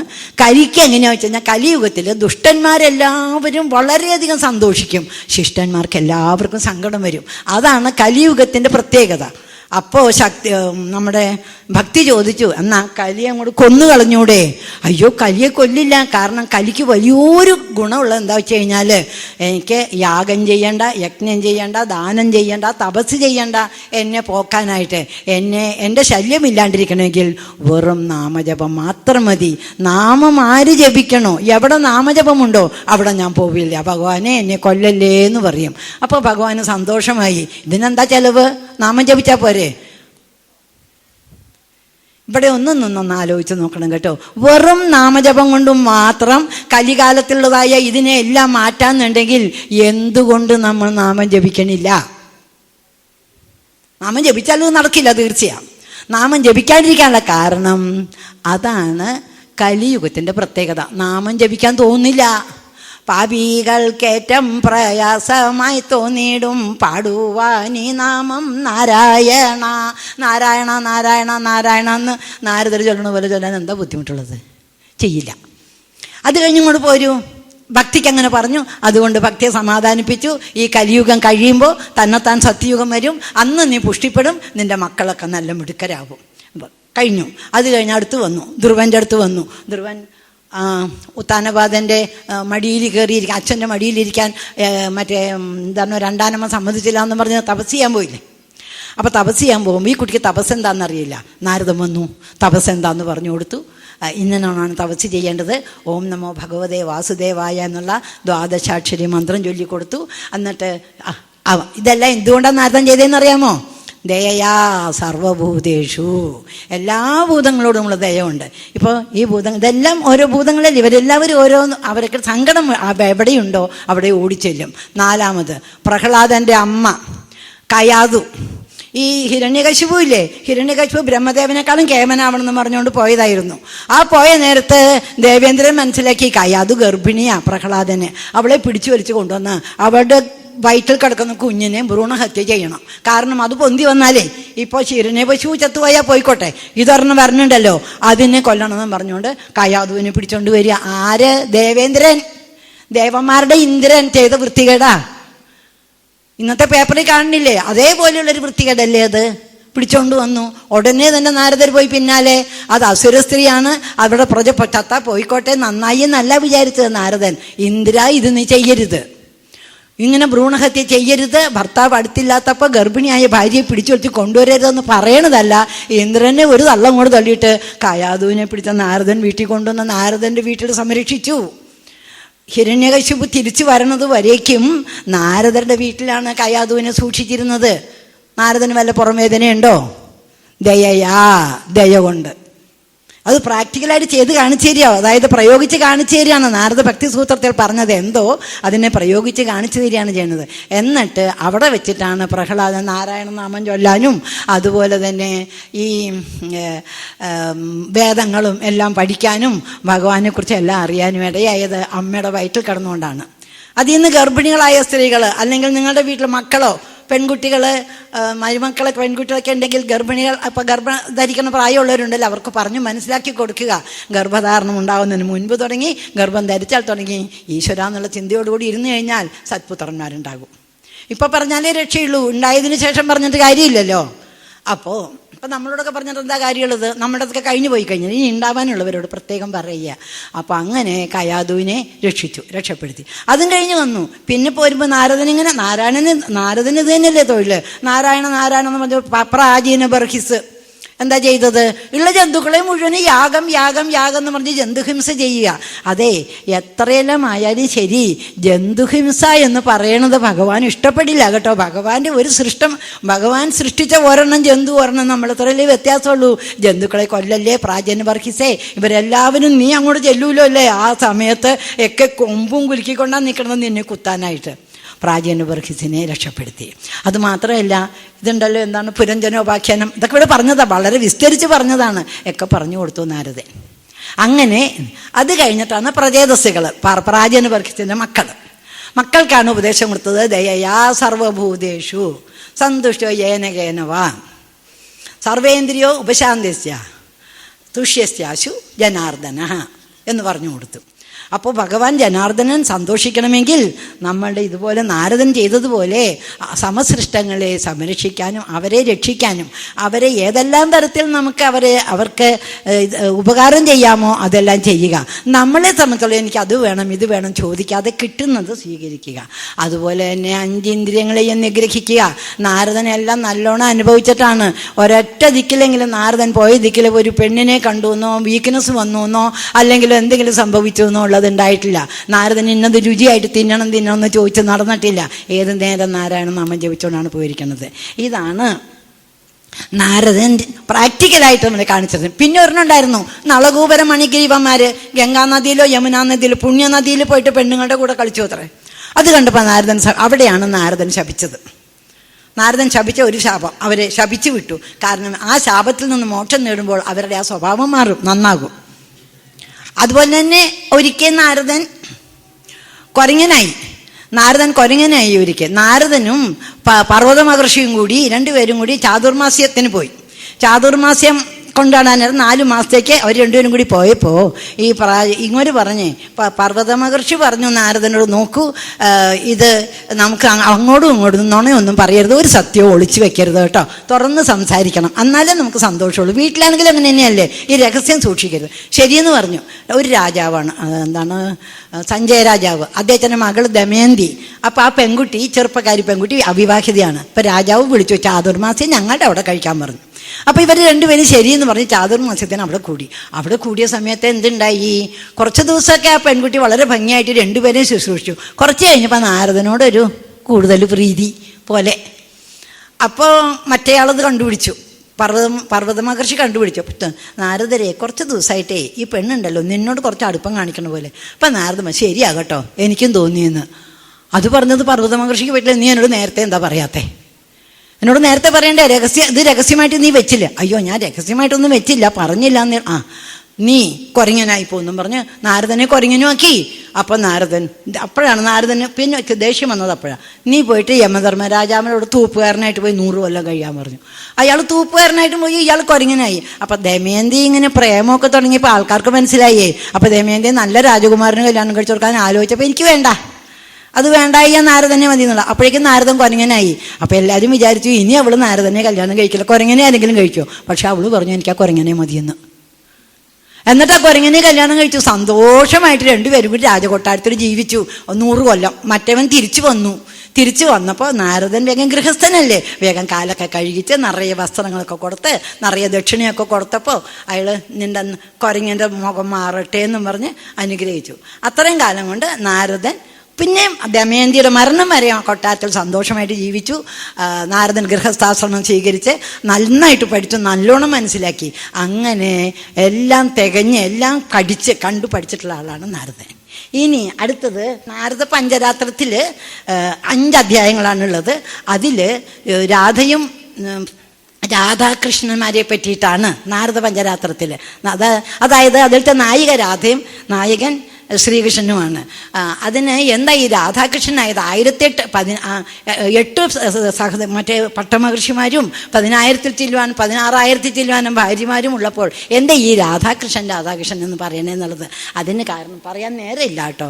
നല്ല രസമുള്ളൊരു കഥയായിരുന്നു. അത് ഏതായാലും പിന്നീട് എപ്പോഴെങ്കിലും ഒരിക്കൽ നമുക്ക് പറയാം. രാധയ്ക്ക് സഹസ്രനാമം, ശ്രീകൃഷ്ണന് സഹസ്രനാമം ഒക്കെ ഉണ്ടായിട്ട് 5 അധ്യായമാണ്. ഒന്നാമത്തെ നാരദ പഞ്ചരാത്രം. രാത്രം എന്ന് പറഞ്ഞാൽ ജ്ഞാനമാണ്, അറിവാണ്. ഒന്നാമത്തെ രാത്രത്തിൽ നമ്മുടെ ശരീരത്തെക്കുറിച്ചിട്ടും ജനനം, വളർച്ച, മരണം വരെ. രണ്ടാമത്തെ അധ്യായത്തിൽ മരണം, മോക്ഷപ്രാപ്തി. മൂന്നാമത്തെ അധ്യായത്തിൽ മോക്ഷപ്രാപ്തിക്കുള്ള മാർഗം ഭക്തി. നാലാമത്തേതിൽ ഭക്തി മൂലമുണ്ടാകുന്നതായ നമ്മളുടെ ഈ പല സിദ്ധികളും കിട്ടും. ഭക്തി പൂത്തു കഴിഞ്ഞാൽ അവർ പറയണത് നടക്കും. നശിച്ചു പോട്ടെ എന്ന് പറഞ്ഞാൽ നശിച്ചു പോകും, നന്നാവട്ടെ എന്ന് പറഞ്ഞാൽ നന്നാവും. അങ്ങനെയുള്ള സിദ്ധികളെല്ലാം ഉണ്ടാകും. സിദ്ധികളെക്കുറിച്ചും പഞ്ചരാത്രത്തിൽ 5-ാമത്തേത് മായ എന്നാൽ എന്ത്, മായ എന്നാൽ എന്ത് എന്നുള്ളത്. ഇങ്ങനെ ഉള്ളതാണ് നാരദ പഞ്ചരാത്രത്തിൽ. അതും പ്രാക്ടിക്കലായിട്ട് ഈ നാരദൻ്റെ ഇനിയും ഇത് സത്യം പറഞ്ഞു കഴിഞ്ഞാൽ ഈ ഭാഗവത സത്രം പോലെ തന്നെ നാരദ സത്രം എന്ന് പറഞ്ഞ ഒരെണ്ണം ഉണ്ടായാൽ ആ 10 ദിവസവും നമുക്ക് ഭംഗിയായിട്ട് നാരദൻ്റെ മുഴുവനും പറയാൻ സാധിക്കും. ഏതായാലും സമയം കഴിഞ്ഞു.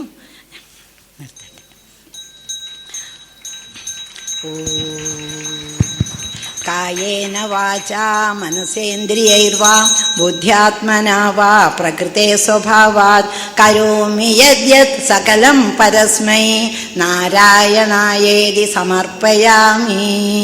ഓം പൂർണ്ണമദഃ പൂർണ്ണമിദം പൂർണ്ണാത് പൂർണ്ണമുദച്യതേ പൂർണ്ണസ്യ പൂർണ്ണമാദായ പൂർണ്ണമേവാവശിഷ്യതേ. ഓം ശാന്തി ശാന്തി ശാന്തി.